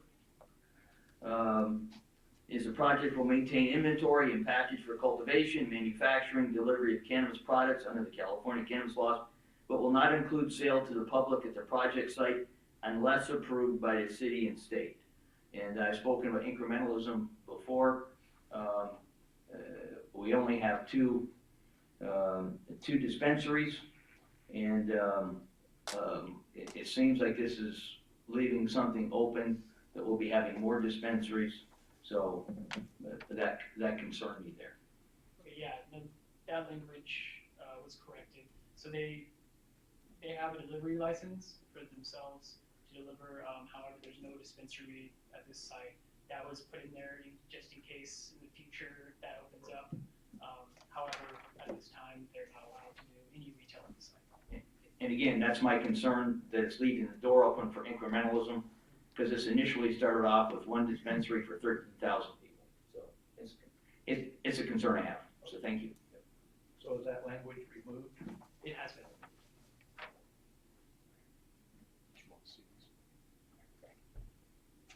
I'm just saying I don't have it, this is what I have, this is what I'm going by. And I'm really not concerned with the street plans, because that should have occurred anyways. I'm concerned about 5.8 specifically.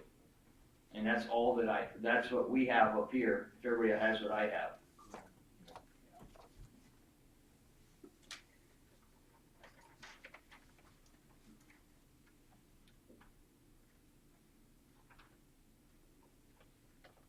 Right, yeah. So they do have a delivery license already, so that pertains to that, but they will, the 100 licenses do not pertain to that, it's only cultivation and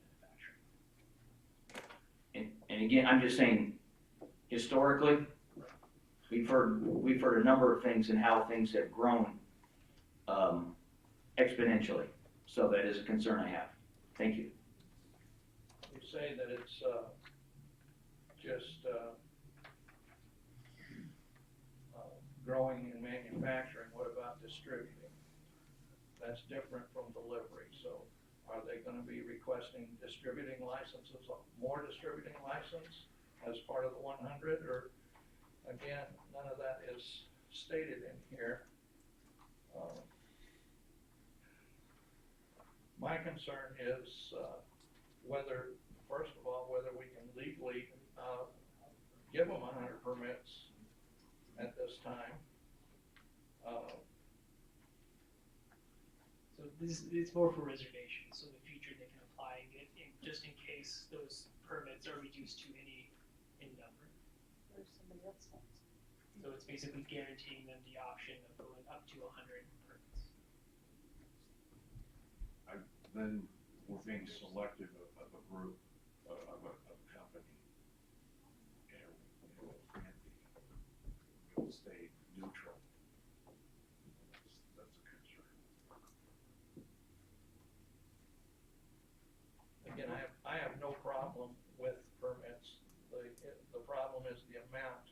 The council has already approved unlimited permits, but for us to do a agreement like this and say we will reserve you 100 permits,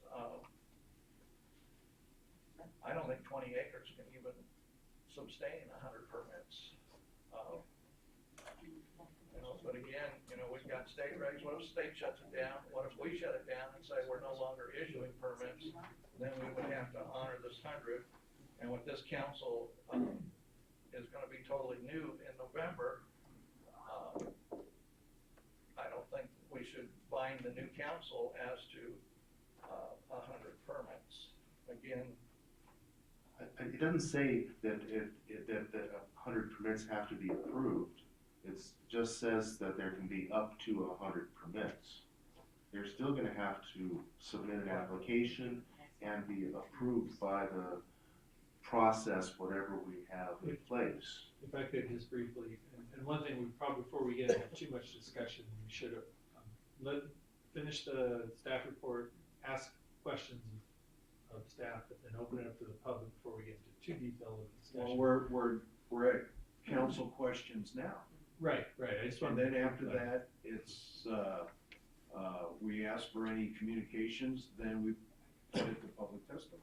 Right, and to clarify development agreements, development agreements are used, like right now, we have an unlimited ability to issue permits in certain categories, except for the mobile and retail dispensaries, that's limited. So what you're promising, of course, is right now, it's unlimited, but you could change that. But if you enter into an agreement like this, where they're giving the city something in exchange for a development agreement, they get, you're reserving to them the right that you won't change that rule with respect to these 100. So it would guarantee them up to 100 if they met the normal requirement, if the applicants met the normal requirements of a license. So that's kind of, just want to clarify for you what the effect of a development agreement is. It locks in place certain terms that are available right now because it's unlimited. It would prevent you from being able to say, well, no, we're not going to do that anymore. We're only going to have maximum 25. This particular development agreement would lock in place that up to 100 would be available. So that's the effect of it. And in exchange, they're supposed to be giving the city something. So there's an exchange of the city gets something in exchange for them getting the guarantee that you won't change whatever's in this agreement. What is the city receiving? Yeah, the easement, basically 5.1 through 5.8, which I spoke about in the beginning. But shouldn't we be receiving acceleration, deceleration lanes anyways? I don't see that giving to the city. I think that should be a flat out requirement. So I don't see fixing the neighbor's fence. They're gonna fix the neighbor's fence. That's not us. And the road they're improving is a road for themselves to use. I'm not seeing where, I'm just, as Commissioner Creighton talked about, shopping around our purchase, I'm not seeing what the city is getting because the road is gonna be for them. So if you could help explain that to us, because I'm seeing this is what should be being done anyways. I just don't see what we're getting. Yeah, so they're giving us the easement along the road. That's some land that we're getting, including the 35-foot width to allow passage through the lots behind them or to the west of the lot. So they're giving up that land in order for this. But yeah, basically what's on the paper. Just to let you know where I'm coming from in this question, I'm feeling pretty guilty from my vote last meeting when I voted for the water line down the Aurelia. I realize every time that we do a public works improvements, not everyone is going to get the benefit. But there were 6 businesses at least that I'm aware of that got a benefit, but there were 312 residences that pay $25 water standby for a couple decades, and 312 people are not getting a benefit, but 6 businesses are. And just as we talk about negotiation, I think there should have been a sharpened pencil, and it's my fault that I voted, and I do want to extend an apology to the citizens of this community. If I could have retracted it, I would, because I don't feel that the maximum amount of citizens got a benefit. So I'm pretty sensitive about that. And I don't see with the negotiation on this that our city got anything that it wouldn't have gotten if it went through planning.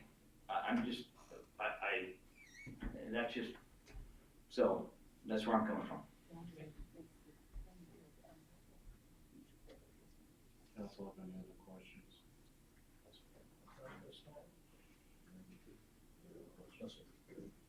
Thank you. Madam Clerk, any report or any communications in reference to this? No, sir. Okay, this is now open for public testimony. If there's anybody from the public that wishes to come up and discuss on this.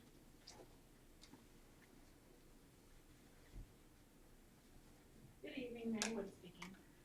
I heard everything that, Pastor Smith said, and I understand.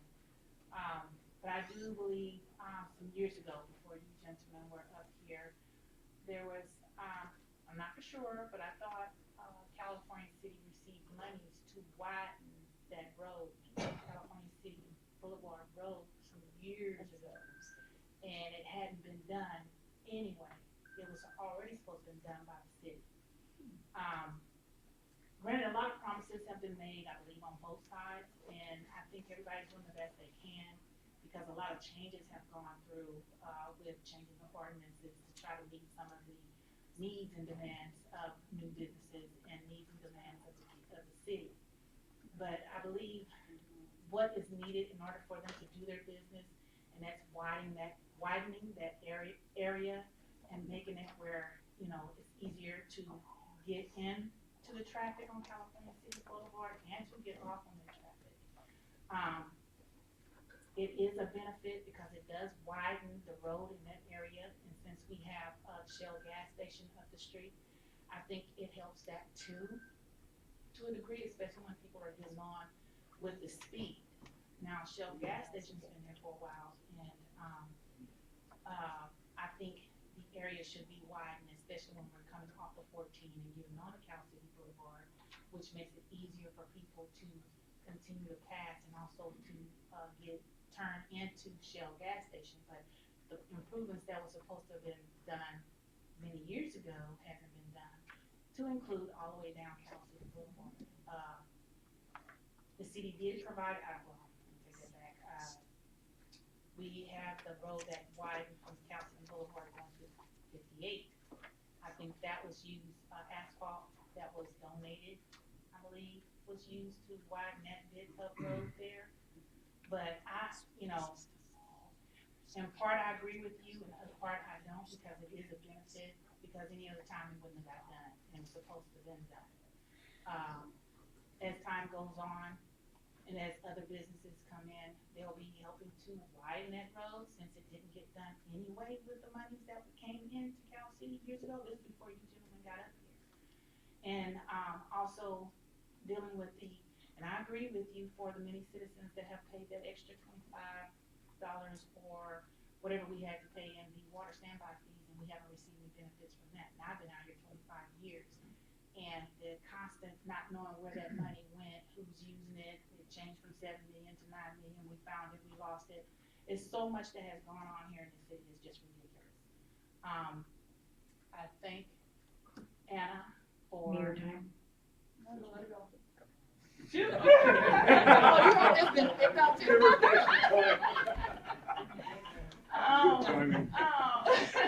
I thank Anna for the information that she gave today, that they're actually working on some things. I've been mentioning that kind of a lot of stuff I've been working on, and so I haven't been here through May and working with nerves. But I'll be here to try to see what's going on. But it's a lot of things here in Cal City that have been messed up, things that have not been done right. I think with you know what I'm saying? That's enough? Okay, all right. That's it. I think it's a benefit. I think they're good to go. Thank you. Thank you. Mr. Mayor? Sir? The city has not received money to increase the lanes on CCB. It is a project on the STP project. It's something that they're looking for funding. It may be 20 or 30 years in the future before there's money for increasing the capacity on CCB out to Highway 14. Thank you, sir. Sir? Good evening, Mayor McGuire and council. I'll try to wrap this up in 3 minutes, but if I don't wrap it up, I know how to get more time. With respect to some of the comments, I listened with great interest to Councilmember Smith talking about incrementalism. I myself am not a fan of incrementalism at all. As a matter of fact, when we brought the ordinance forward before your council, you remember probably 50 times I spoke about removing the artificial cap. There is no need in California City to limit legal activities that bring industry to our city. That is legal in our city and legal in our state. So it's incrementalism is a sword that cuts both ways. There was no need in the first place to have it. Another comment that was made with respect to these incentives that are given out as part of a development agreement or the exchange, I just want to bring your attention to what industry looks for to place itself in our city.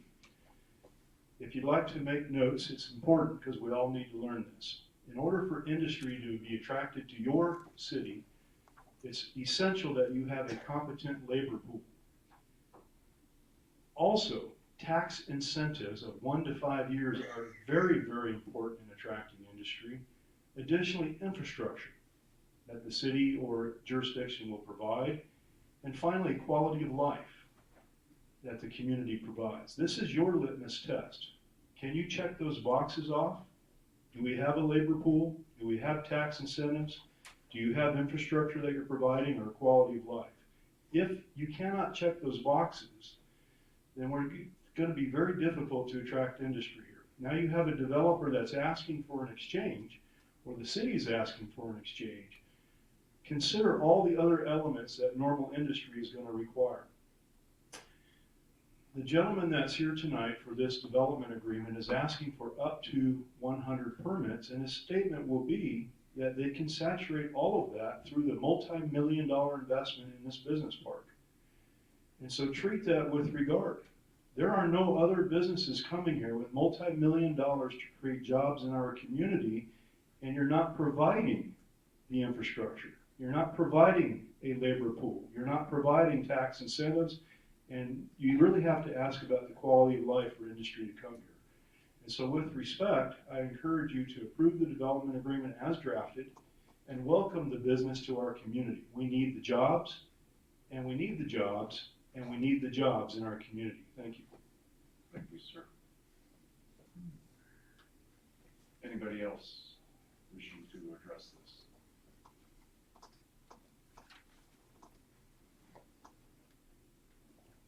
Council, Karen Macedonia. Councilman Smith, I hear what you're saying, but I also know that I listened to a lot of the other meetings that went on prior to getting to this point and the negotiations that went on. And I honestly believe that this is an arrangement between two people, both working for the same outcome, a better city, a better quality of life, a business that's going on.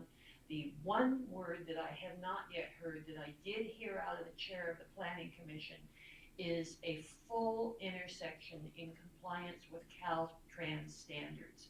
And when I went to the internet and I looked that up, that's like the beginning of a new world for us, where we have pedestrians and we have bike walkways, etc. So I urge you to approve this and let us move forward. Is it perfect? We're probably going to learn along the way the things we could have done better, but is it a good start? Absolutely. And a lot of people have put in a lot of time to come to this point. Thank you. Thank you, ma'am.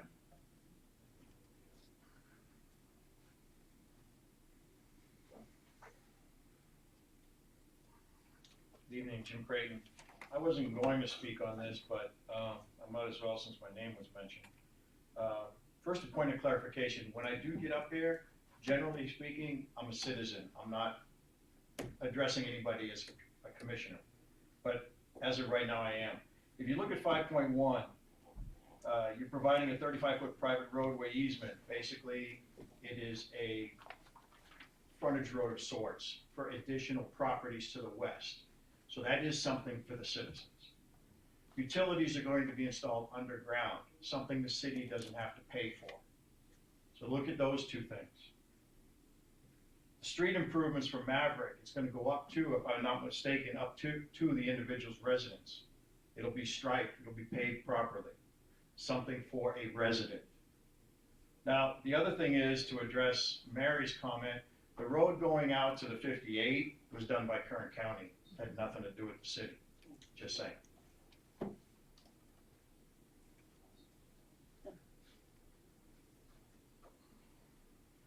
Yes, sir.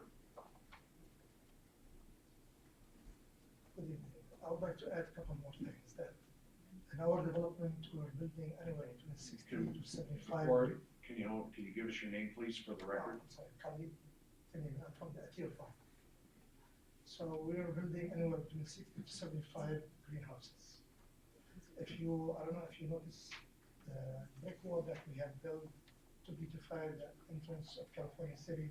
We did about 45,000 bricks surrounding that 20 acres with stucco, nice color. So we are bringing to the city jobs to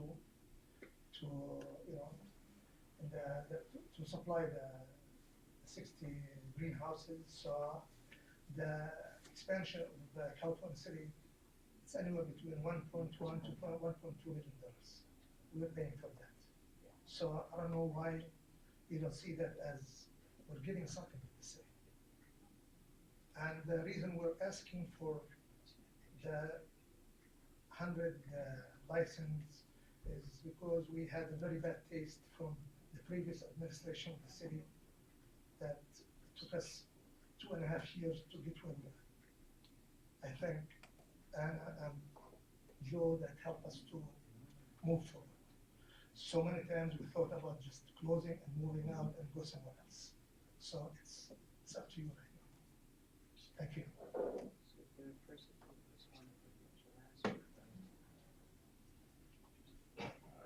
I've got a question. Jim? Sorry, sir.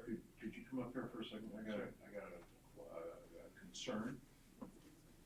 Yeah, can I just add something too? I just want to be sure. I know there was a discussion about it not including dispensaries of either storefront or mobile. And is that the understanding, that it would not? Yeah, it was not, because they're restricted, we're restricted to the number of storefronts and mobile dispensaries or deliveries that we can have, we're restricted. But as far as cannabis permits in general, we're not. Okay, so I would just, if you do go forward with this, I would just like a clarification of that. They could add one sentence, and I could give that to you later, just to be clear that This will not. the 100 permits shall not include a guarantee of granting a cannabis business permit for a dispensary, whether mobile or storefront, unless authorized by the city's municipal code and approved by the city council. So that, Yeah, we never even considered that. right, I believe they already. It's not clear enough, yeah. I believe they already have a delivery permit, do you not, at the Farms?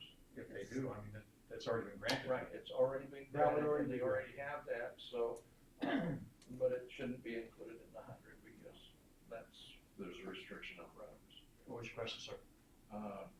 In reference to whether they're gonna be doing the street work on this, this is gonna be a full-blown intersection or a T intersection? Yes, sir. Initially, they came in with a right turn decel lane only, and no, that's not gonna cut it. Somebody will die trying to get out of there, or trying to get in there. So it is gonna be full Caltrans approved. I haven't even seen the plans yet, so, but if Caltrans is designed to Caltrans standards and the city engineer approved it, I don't see any reason why not.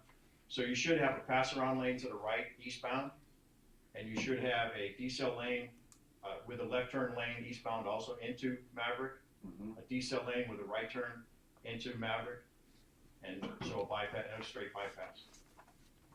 I don't think you want to put a stop sign up there. Well, no, it's, how close is it gonna be in reference to the intersection with, the railroad track? Joe, about what, 400 or 500 yards?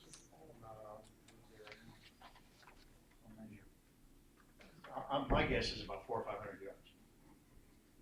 Because it's at the, eastern, it'll be at the eastern end, it's Maverick Road, so. 4,000 feet. How much? 4,000 feet? 4,000 feet. And one of the questions, is there gonna be traffic lights there, or street lights there at that intersection? that wasn't part of the agreement unless Caltrans requires it. Because there's not a lot of light there, and so that's. Not a lot of light on that road, period. Yeah. Okay. All right. I would think the majority of traffic would be daytime, to be honest with you. I mean, I don't think they'd be doing a lot of nighttime business, but, I mean, that's just, we didn't consider a light, to be honest with you. We just considered street lights. Thank you, sir. Yes. Do we have a timetable on doing this road work?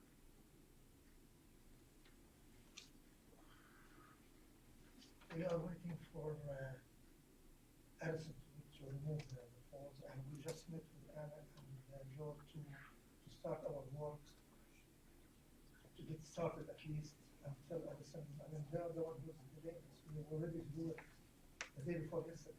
So the engineer is waiting, the company who wants to do the work are waiting.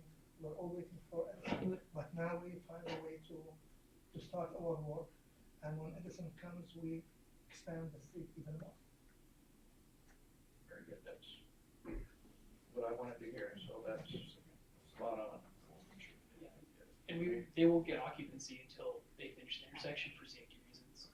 So. Is there? One further thing, the landscaping on the frontage of the road isn't technically required for planning, so that's something they. I want to make sure, is there anybody else from the public that wants to address this subject?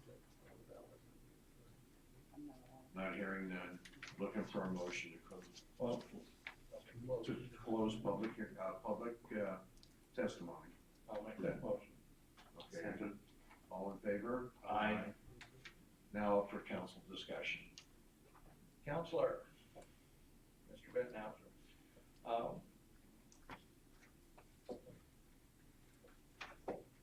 can we guarantee these 100? You know, I don't see how we can guarantee 100 permits. Or if we guarantee them, what, does that lock in other councils, that they have to, abide by our agreement here? Yes, to the degree that under current law, this is allowed. So up to 100 could come in tomorrow and apply. And under our current provisions, we would grant them a permit. So they're merely locking in really what the current status quo is. So if another council came along and said, you know, we're gonna change that rule, for the term of this agreement, which actually isn't that long, they would still have the right to do that. It's locking in status quo in exchange for the things they're promising to do. A question for the owners. Do you feel that on your 20 acres you will be using 100 cannabis permits? Yes, we do. Between cultivating and manufacturing, yes, we do. Okay, thank you. So this is basically gonna be like a, business partner. Co-op? Like, you can't use co-op states, but like a business park, where you have multiple businesses coming in? Is that? It's,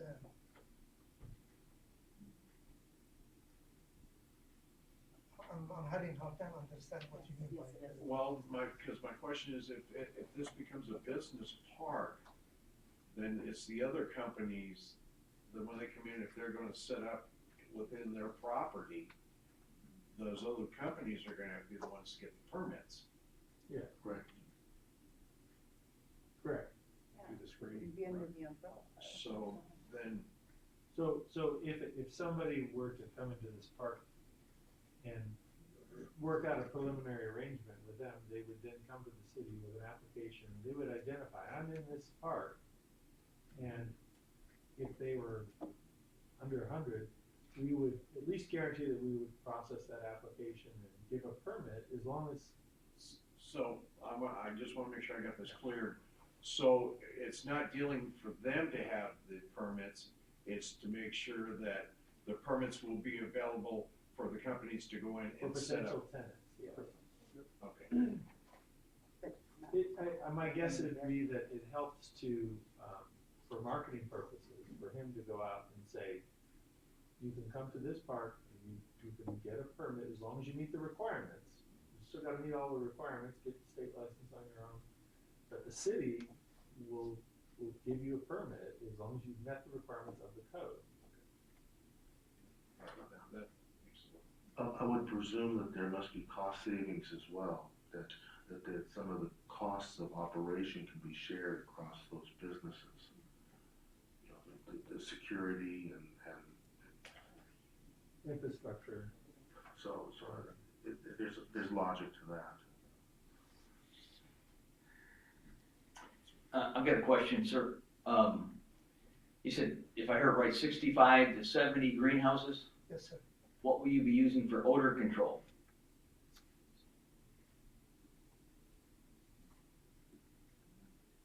You know, I think we're gonna go by whatever the law requires.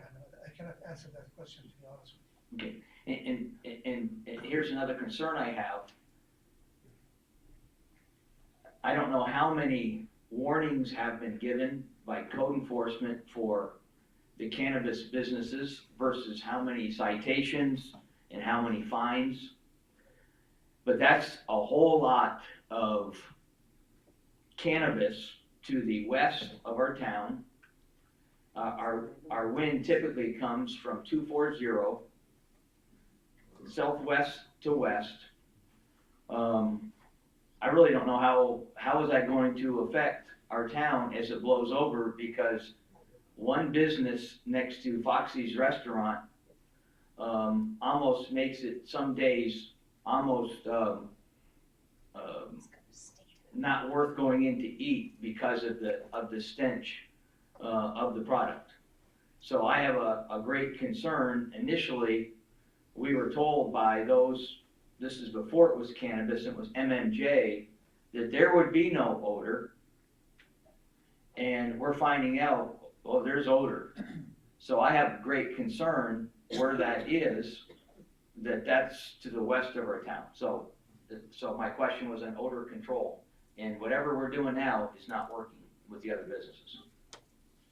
You know, one of the things that we are facing with the company who's supplying us with the greenhouses, that has to be able to deal with 140 miles per hour.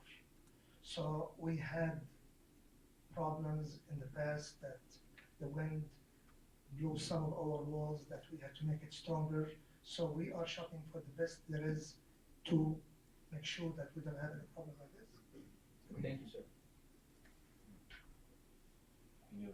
No, sir. Okay.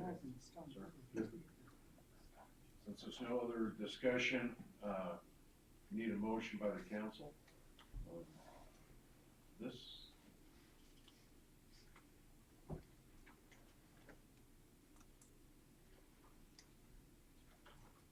The motion would be to approve the proposed development agreement between the City of California City and Apps Hill Farms, and that there are some revisions to the proposal as presented to us, and I would hope that we will be sent the final copy so that we can make sure that it reflects the discussion tonight. Yes, so it would include the one sentence I read into the record. I make that motion. Okay, we've got a first looking for a second.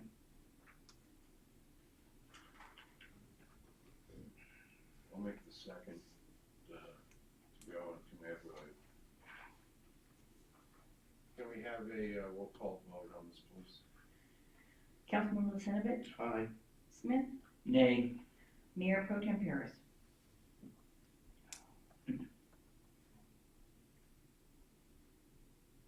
I'm gonna say yes. Mayor McGuire. Yes, Motion carried. thank you. New business 1, Public Works authorization for repair of Champion grader. Interim Public Works Director, Berrigan. Sir. Thank you, Mayor. This staff report is to rebuild the hydraulic ramp on our 1985 grader, the Champion grader, unit number 474. We received 2 quotes. There's not a lot of companies out there that have the tools or the ability to fix these. So that's all we were able to get was just 2 quotes. We also got 2 quotes on the tow companies that would tow the equipment to get fixed if it wasn't put by council. Our recommendation is for city council to authorize the towing and repairs necessary on the hydraulic ramps for the Champion Grader by Sequoia Equipment Company. And the fiscal impact, it would be $16,820.68. That includes both the repairs and the towing back and forth. In the current balance of the account that we're looking at, there is only $8,321 currently. This again, remember that for this year's budget, council asked that all capital improvement projects be taken out. Originally, this was put in the budget for 1920, and it was taken out by council to be put aside so we could bring it forward when we wanted, situations like this, when we want to get this a high cost item like this done. This grader has needed these repairs for years now. It's been several years. We just got a new grader, the leasing, but before that we just had the 2, which is this one, it's a 1995, and we also have a 1985, which we're having a hard time finding parts for.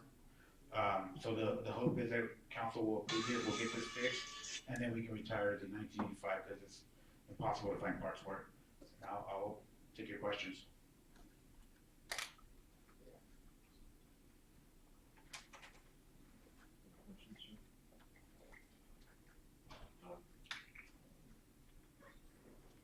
My only concern is where's the money coming from?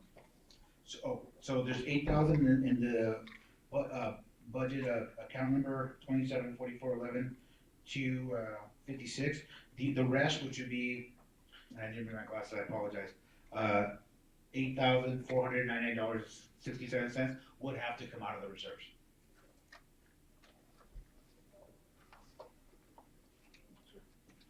Not a question for Mr. Berrigan, but Mr. Mayor, it says three-fourths votes are required, and that wouldn't be a supermajority. If it's 4/5 come out of reserves, it would require unanimous. Everybody would have a vote. So.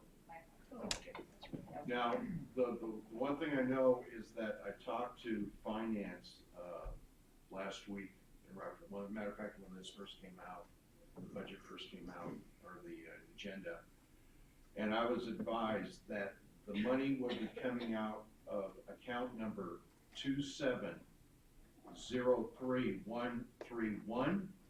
This is the Reserve Street Improvement Fund, and currently there is $200,000 in that fund. As of that date when I checked, and we haven't spent anything that I know of, and that is also going to be, I think that falls under also the TDA thing. So when that money, when that budget or the audit is approved on that, then the money will be going into that account, or half, at least half of it. The other half, I think, will be going to Dial Right. That wouldn't be correct. We've already spent the money. The money's been spent on previous years. Mind on that. Really, to save us time, it's gonna require unanimous until we have the mid-year review. This is not critical. It may be something that that is important, but is not critical. To save time, I'm not gonna be able to vote on this until after the mid-year budget review. I need to know situation of our city. Anybody from the public wish to respond to this? I'm not gonna respond to him, but I just wanted to go in favor. First of all, I thought 75% would be a supermajority. Anyway, on reading both quotes to repair the road grader, in my opinion, the Sequoia quote is much more comprehensive than that of BCES. Sequoia's quote does come in about $1,600 less than BCES, but in this case, the lower quote could also be the best value. But keep in mind that this is a blind estimate, okay? As it's stated halfway down to page 1. What that means is they don't know exactly what's gonna be needed on the job until they get it up there and get it apart.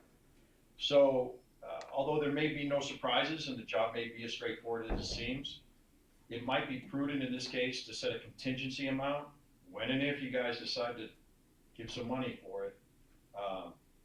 Set a contingency amount to be authorized by either Public Works or the city manager if the need arises, so it doesn't have to come back here for approval. On the tow charge, I would go with either commercial towing or Sequoia.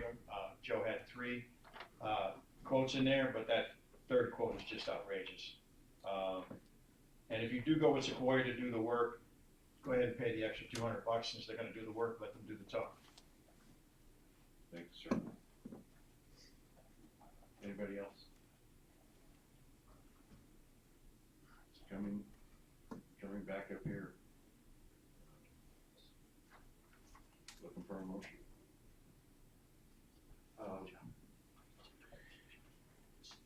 I still have a question.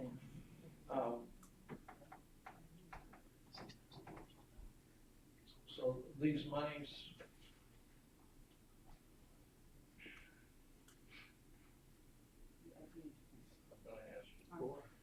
these monies are coming out of reserves to pay for this? The deferred capital in public works, so reserves, yeah, those pulled out.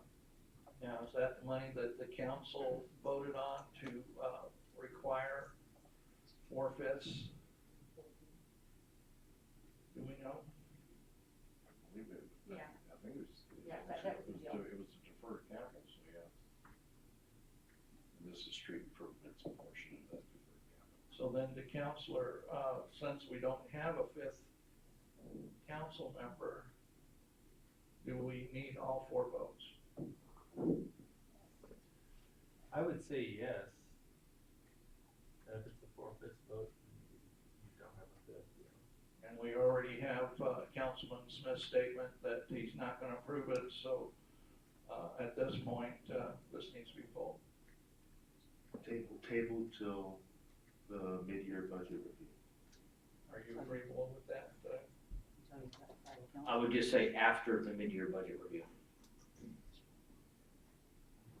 So what's the motion? I think you need a motion, it's a consensus, you're just not taking action tonight. Or if you want, if you need to have a motion, then table it to the mid-year budget review. Do we need a motion, Counselor? You could either take no action and just give staff direction to bring it back, or you could continue the item to, the date of the mid-year budget review. Either one.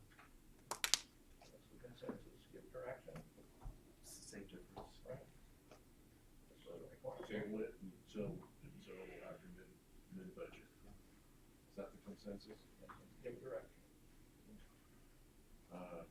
Just take a motion to table it. I'll make that motion.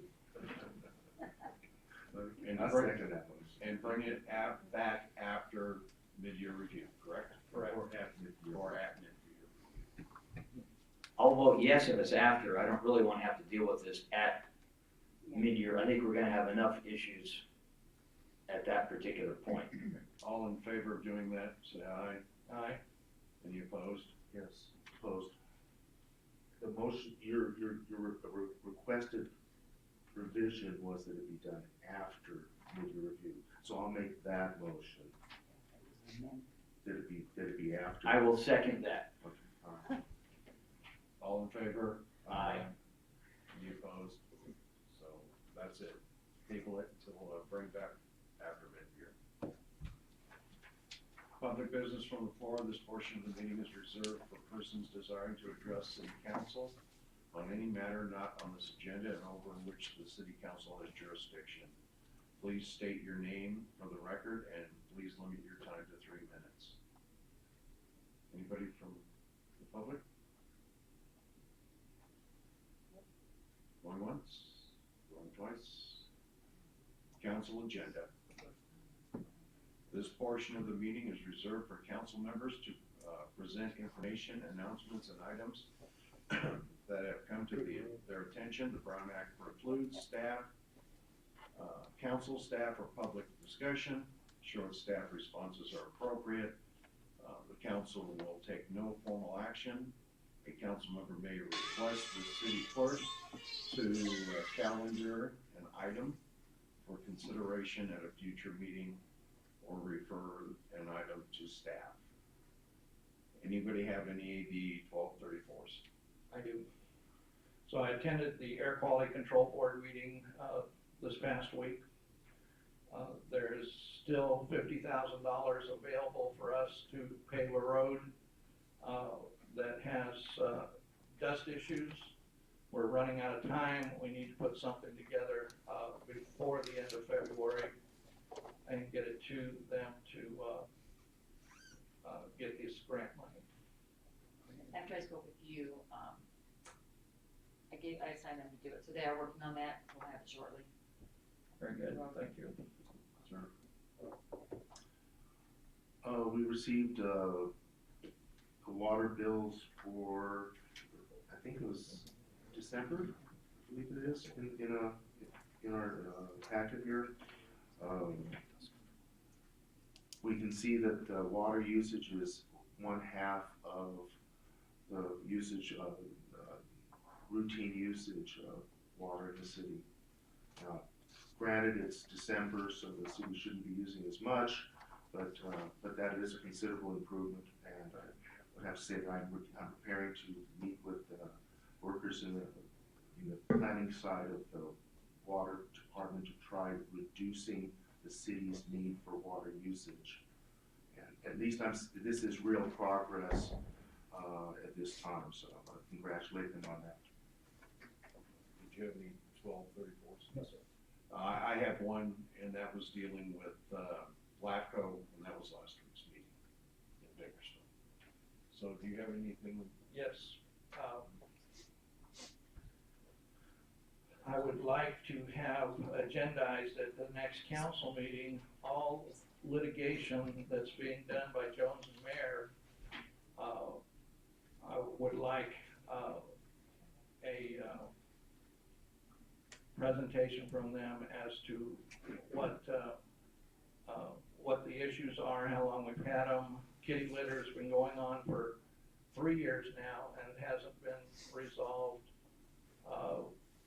So I would like to get basically an itemized statement of every litigation we have, how long we've had it, and what the status of it is. Absolutely.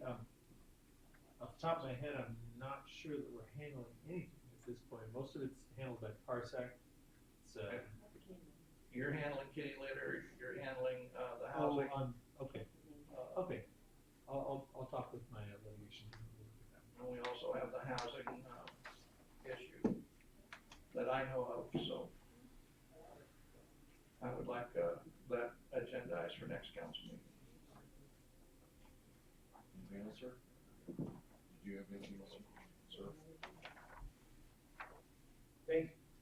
Thank you, Mr. Mayor. I have a couple things I would like to see on the agenda, hopefully for our next meeting. Our city is we are in a crisis. We were told that cannabis was the only train coming to town, and I would submit to you in reality, it's really a little HO train, and it's a small car at that. We were told that cannabis was gonna take us off the special tax, and if we're honest with ourselves, we're not even in the ballpark. In 4.5 years, special tax, we're gonna revisit that situation. We should be in crisis mode, saving every penny that we have. I looked at the overtime. I would like to see in the agenda next week that we freeze all overtime with the exception of public safety, and that all overtime, with the exception of public safety, requires advance permission from our city manager. Well, even for water blowouts, if they can be protected temporarily to be able to be worked on during normal duty hours, that's a normal process. to save money. If that can be, I can't remember what the term is, Joe Mr. Berrigan can help me. What's the temporary thing that you put, there's a, what's it called? It's a saddle clamp. Saddle clamp. Even for a saddle clamp, you have to shut off some valves. And if the valve are seized up, you have to go further out. So if it happens on a Friday night, like at 2, or Friday, 11 o'clock at night, you want them to wait till Monday for those 5, 10, 15 residents that are out of water? I think that, would you always be apprised of that as the acting public works director? Would you, or would water just do it? Well, I mean, it depends. When I have blowouts, I usually get a text like, hey, we got a blowout here. I'm made aware of it. I think that, I think with the crisis situation that we're in, that at the very least, before it's going to be sending a crew out in a full crew, I think that, I know my water's been shut off for several hours at a time. Not that that was pleasant, but because we are in a crisis, I think that there needs to be someone, and if the city manager would be amenable to say, our acting public work director can do the call on that, especially at 2 in the morning, she probably would say that would be a good thing. But I think there has to be an evaluation. Does this really require 6 people? For example, there was an issue on Karen this past week. 4 water guys, 2 other guys came to bring the light, 6 guys were there. It's my understanding that the city will recover that. But how, in that illustration, how many homes, do you know how many homes were affected by that? I would guess to be somewhere probably around 10 or something. Okay. I may have even been affected on that one. But if that's a city issue, I think there needs to be a real protection of our funds, and at least that there is, can this wait? No, it can't wait. There needs, and I think that can be done very, very quickly, instead of sending a crew. And if you would comment on that, Mrs. Lynn? Yeah, we do better, I guess, to cut back, but every time there was a blowout, I do get a text as well. If Joe gets one, I get one at the same time from the crew. But we can analyze how many people need to go out, and If I could I just want to make a point real quick. I think we need to make a distinction between the water enterprise fund and the general fund.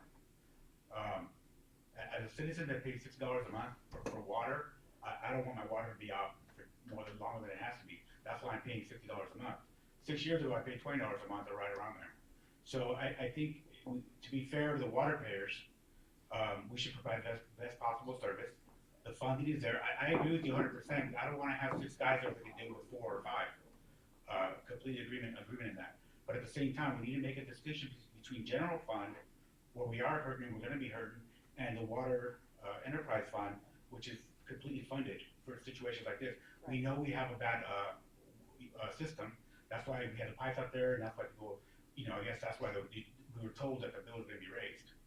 Unfortunately, we're dealing with a system that should have been fixed 20 years ago, and it hasn't been.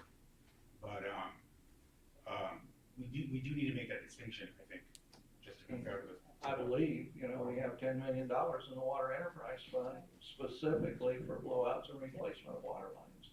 So with that much money available, that's one area that I think we can allow the overtime out of that fund, because it can't be used for anything else. Well, regardless, Warren Buffett still lives in the same house that he's lived in for about 4 decades. And just because we have the money doesn't mean that we have to spend it. I'm not saying that we're keeping people from water, but I think that there probably, in this past year, have been situations that this could have been taken care of a little bit later. But all I'm asking is this be put on the agenda, that we would freeze all overtime, with the exception for public safety, and that overtime would require an advance permission from our city manager. The second thing I'd like to have on the agenda is that that there would be a moratorium on any new cannabis permits until my request to get all last 3 years of special waivers, failures to follow process, and I would like to add to that, since I haven't received that, any special variances, and especially when a variance comes after something has already been built. I think that every council member should be aware of what is going on, and I think there should be a moratorium on any cannabis permit until that is complete. I'd like to see that on the agenda as well. I do appreciate our fire chief and our police chief being here, and when we talk about speeding up a city council meeting, I would like to hear from our public safety, and at least to have, if they're here, I think they should be able to give an oral report. There's gotta be something that they would want to be able to share. Our OHV manager is here. I don't wanna see people coming and being paid overtime if it's not necessary. Our acting public works director is here. But I think it would be appropriate to be able to have an oral report that they can at least give us something that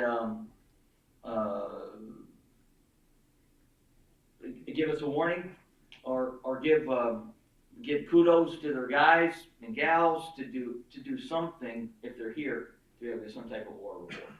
Or it seems like they're both sitting over there, and I don't want them to feel like mushrooms, and I would like to be able to hear from them and perhaps ask them some questions, and that would be with all of our directors, because it kind of seems like that initially was done to be able to kind of silence and not the council not getting information from the folks that know the information.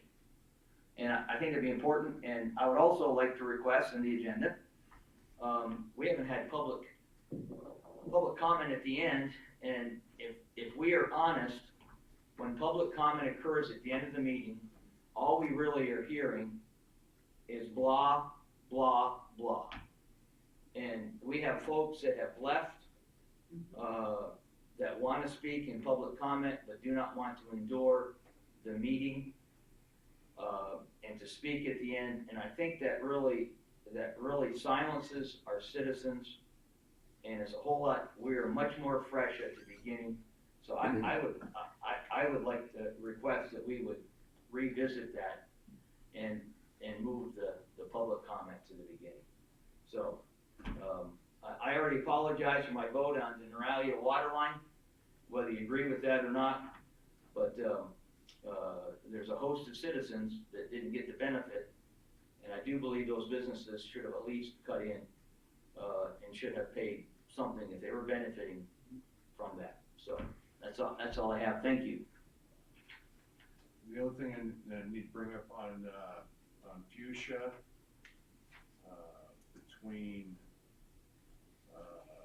starting west of Corwin going to, I think that's 94th Street. I think that's 94th. Going east to 94th. Yeah, we got a bunch of potholes there, and the roadway needs to be repaired, where a cut's been made from construction. That was done, 2 days ago. That one new construction. Yeah. The streets were out there paving that. Okay, and they were because moving that, so I believe they did fill their potholes. Yeah, I haven't been over that area in 2 days, so, okay, cool. The other thing, please, ladies and gentlemen, don't forget, February 1st, and what was the time again for Bill? 2 o'clock. For Bill Dennis Memorial at the First Baptist Church off of Lupine Loop. So everybody can celebrate, and hopefully we'll get an extremely good turnout for that, because Bill was quite an individual when it dealt with the city. He did his time. He was a reserve police officer for many years also. Yeah, he was a reserve police officer for They were wearing tan. 20, I want to say 23 years. He was on He was on, the commission, the, planning commission. He did, the airport, manager thing for 3 different times throughout his time. He's done a lot for the city, and so hopefully everybody can attend. And with that, we're going back into closed session right now, and when we get out, we'll report and then go for adjournment.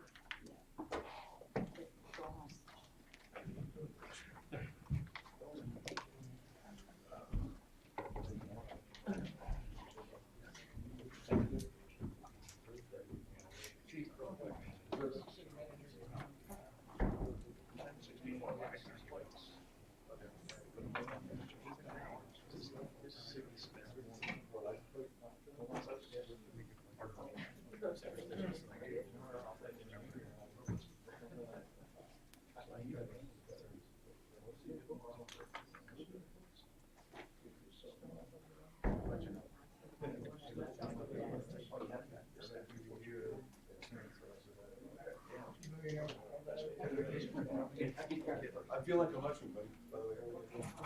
I'm looking like a mushroom.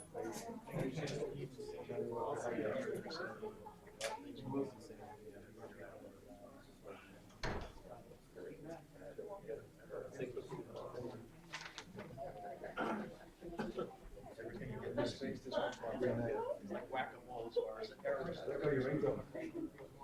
Sean, I don't need to say much, I want to take a look at it. No, there's no reason.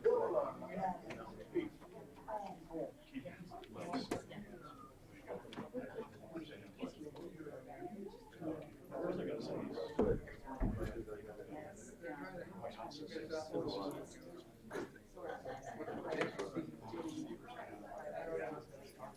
we did make a mistake not asking for. What did it say? But everything's going around.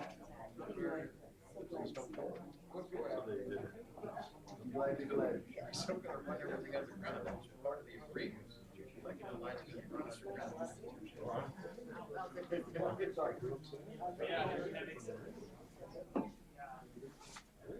Sorry about that. Oh, no problem. So you have to figure it around for the report. Maybe we can get it. Say nothing. Why I'm not bothering to stay, they're gonna say there's nothing to report, so. I wanna know what kitty litter is. If they do, I would suggest strong. What's kitty litter? Is that a goat? Yeah. No, it's the kitty litter plant here in town. We have a kitty litter? Well, there was Yeah. years ago, but, you know, they're working on evicting the person. Yeah, we used to be until. They were making kitty litter? Apparently, I think this is going on like 4 years now, and the person's been dead for 4 years. So why is it taking 4 years to evict? You know, is that the kitty litter? I forget the name. That's a good idea. That's something over here.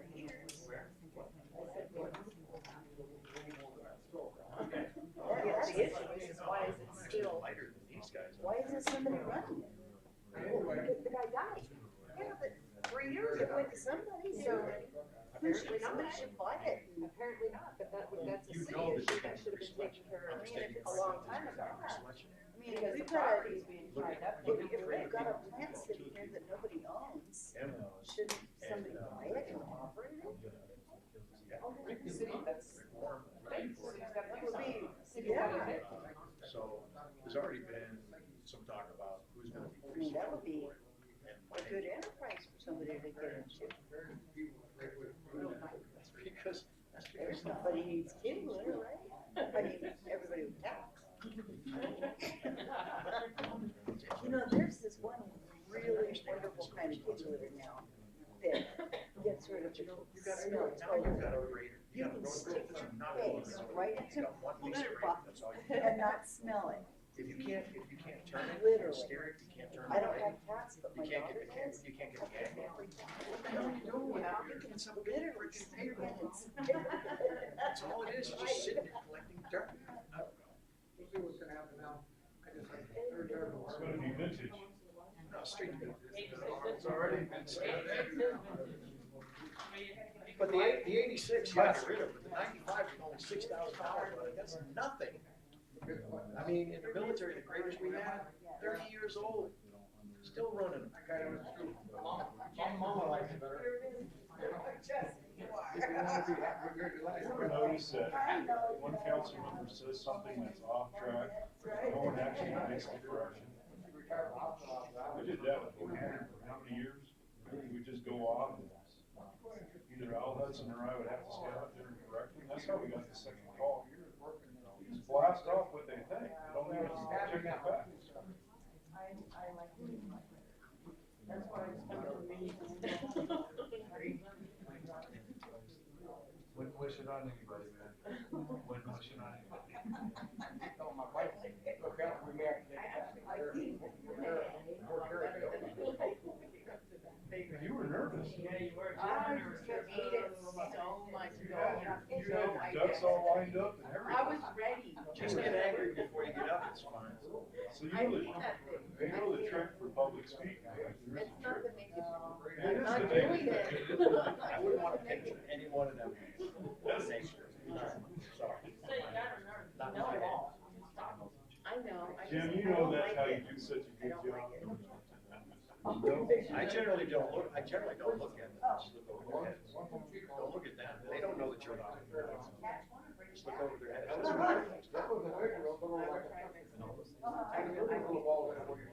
But I also, when I speak, when I get up and speak, I usually have all my stuff written down. I refer to it, so instead of. Well, I didn't think. No, I know, I understand it, that's, you know, that's. Because it was just, it was. I didn't think the resolution would be a fact, would be an issue on this, because it's old money, literally. And yeah, we're gonna take a hit, I guess, on future funding for a while, but it picks up shit.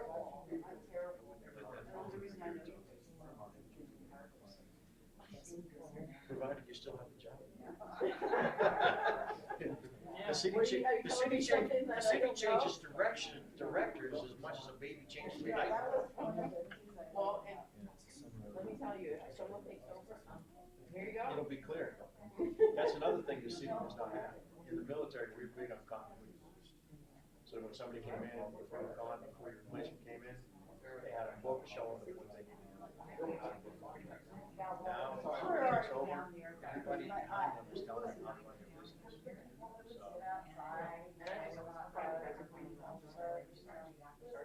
In some cases, that's what you gotta do, just gotta clear the table and say, okay, step one, show up to work.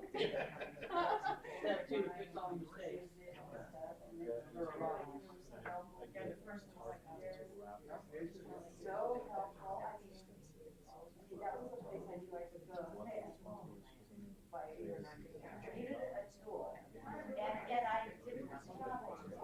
Soils are, and that was what, just election results? And all it was is just picture the growth that was behind it and just basically write down if you did good. So I'm like. And then my mom's like, I see this, I do this. So I'm like. Well, that's why I asked about compaction. I don't know if you need compaction results on the roads or not, so you don't. This is what it looks like before. You don't need a core sample for anything. Wow. So that's a soils referral. That's dirt. They got it. Send them a picture. And everything's based on. And that is huge. Well, you'll be. So we always used to do more with less. That's right, he doesn't have a job next year, so he'll try to get back on the plane. Yeah, that's the first place I'm going. I heard you have a fight coming up too. I do. Good luck, good luck. Yes, it's Battle of the Badgers, and they're all charity run. And so they, 5 police, correctional officers, they all just come together and raise money for bacon. So I'm just trying to match me with someone. A table that big. The old lady, that's just Well, why I'm just boxing your weight class versus the age, or do they have to go by age too? They do age and they try to get as close as possible. They do it, like my provisions are. Yeah, it's like, you follow your cancer planning, so you're like, he's very competitive. He's like confident that I'll do well, and he just wants to make sure, you know. So, yeah. So if I come and see you, it wasn't John. No one in their fifties are boxing. You know, the only time I've ever boxed was when I was in junior high school, and we had to do it as part of gym class. And so a friend of mine says, come on, we'll box. Just get up there and throw. Well, some of the bitches will love. Knocked me on my ass 3 times in a row. You're like, I'm done. His teacher said, screw it, we're done with this round. Yeah, because when you get someone that knows you can do it. Yeah, exactly. I'm like, I don't even think I threw a punch, let alone landed. It was survival mode, probably.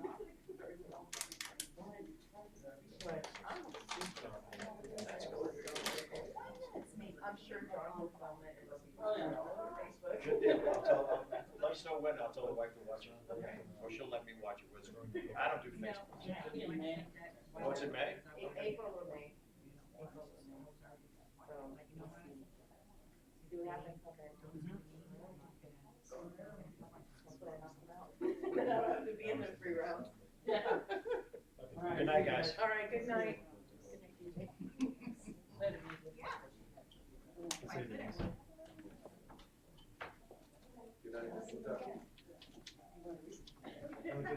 You too, man. Hey, on the tires, I was just throwing it out there, man. It seemed like a long way to go. I didn't realize they came here. Yeah, well, I mean, there's a lot of factors, and I'm very because, you know, over the years we've had. Oh my God. Mama rules.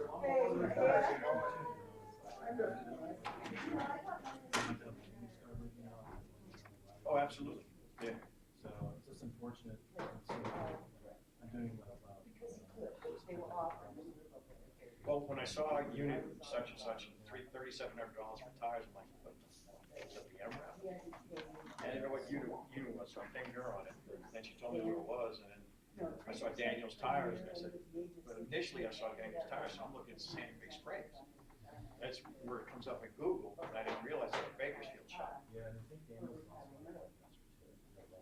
They don't show it on their map, but. They're on Sierra Highway. Oh, okay, okay. We have little shops in Sierra Highway. But the reason why I suggested Desert Truck is because it said tires, everything from golf carts to heavy equipment, so. They can't get ours. Oh, you've already checked with it? Yeah. Okay. I called them today and, because, you know, if they're local, because if we can sell Daniel's has been very reliable during this spot. Cool. The one, there, they said, maybe, because they're busy, they can't give us the same tire. They can't be government, because that's the tire would be discounted tire. We get government pricing on that. So it's a lot cheaper. And talking to,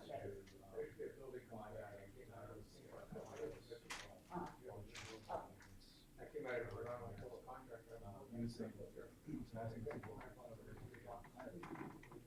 said, yeah, but, you know, they could probably give us something close, but there's no good track record. Those tires have no safety track record for us, we can speed, we can expect them to go there. So we go cheap, probably get cheap results. Yeah, I was just looking at savings as far as travel time and stuff like that. I think it's great. Because if you see stuff like that, pop over to the office, let me know, like, hey, I was to do, so they had found these other services, because I had no idea these existed. Oh, Desert Truck? Yeah. There's actually 3 truck store, 3 truck repairs coming out of the center. Yeah, I mean, I wasn't here then, but I remember. The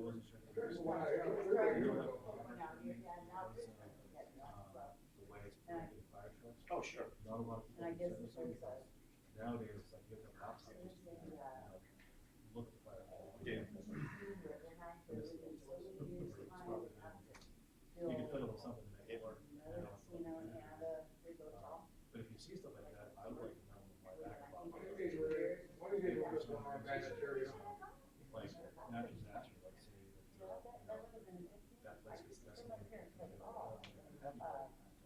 Anytime you see those, it's always the best thing to see. Can you at least get it comparable, or even cheaper, if I need you? Whatever, I like to have more options. Oh, really? Yeah. Well, yeah, that's what, the city relies on a lot of that stuff, like Ferguson Water Works, the auto parts, one location, it's all they ever buy, and certain other things. I just feel that you shop around, people start saying, hey, maybe we can come in a little cheaper on the, or less expensive, I don't like to say the word cheap, but. And sometimes they can, and sometimes that's good. One thing we look at too is the reliability. So like Daniel, for instance, has been extremely reliable. So a lot of times, it's worth $50 for. Agreed. To retain that customer service. I keep saying best value versus low price. Yeah. A lot of times, especially on contracts. And I agree, and being competitive, that's, can be good or sometimes bad, and sometimes, you'll get, depending what you buy. If it's like, we're trying to buy stuff, and, we're going to Amazon or whatever's cheapest, we'll shop around. For stuff that's like a recurring item, I think it's good to have that single source relationship to where you know the service you're gonna get, whereas if you shop around, I used to have a little side business doing, multiple products or whatever else, and, did that for a while.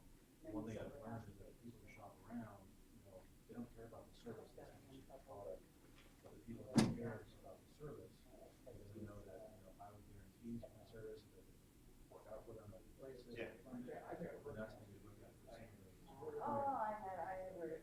Or even to take care of something like that. I've got a lot of stars that I gave, like, this story on you, but, it didn't really work out, or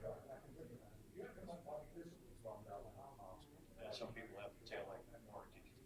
Yeah, which is, even we look at some of the truck stores, because they kind of come and go. Yeah. The tail lights. Snowball, yeah. Desert truck's been out there for years. My old motorhome used to stick down there because they were the closest workhorse chassis authorized service center, so. Yeah, and really, we're just, we're handicapped by, definitely like the investigator, there's handicapped by time and personnel. Oh, yeah. But anything you can do, definitely get into those items, you have an investigator to say that it's an option.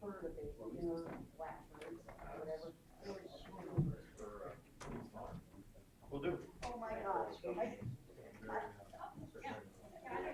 Where's, come on, Don. I think I might have your card, but if you got another one. I didn't bring any tonight. Usually do that somewhere. I have no idea. I have no idea. Seven people. Keith left his coffee cup. You too. Denise, this is Keith.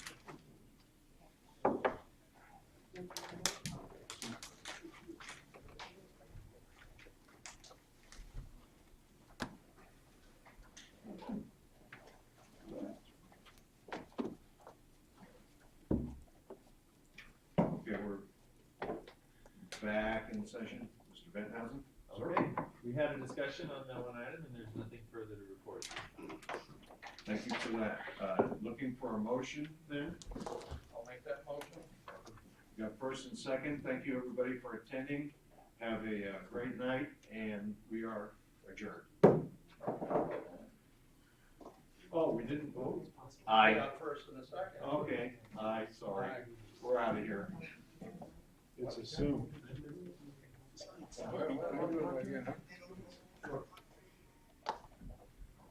What's really interesting is it's. You're still here, right?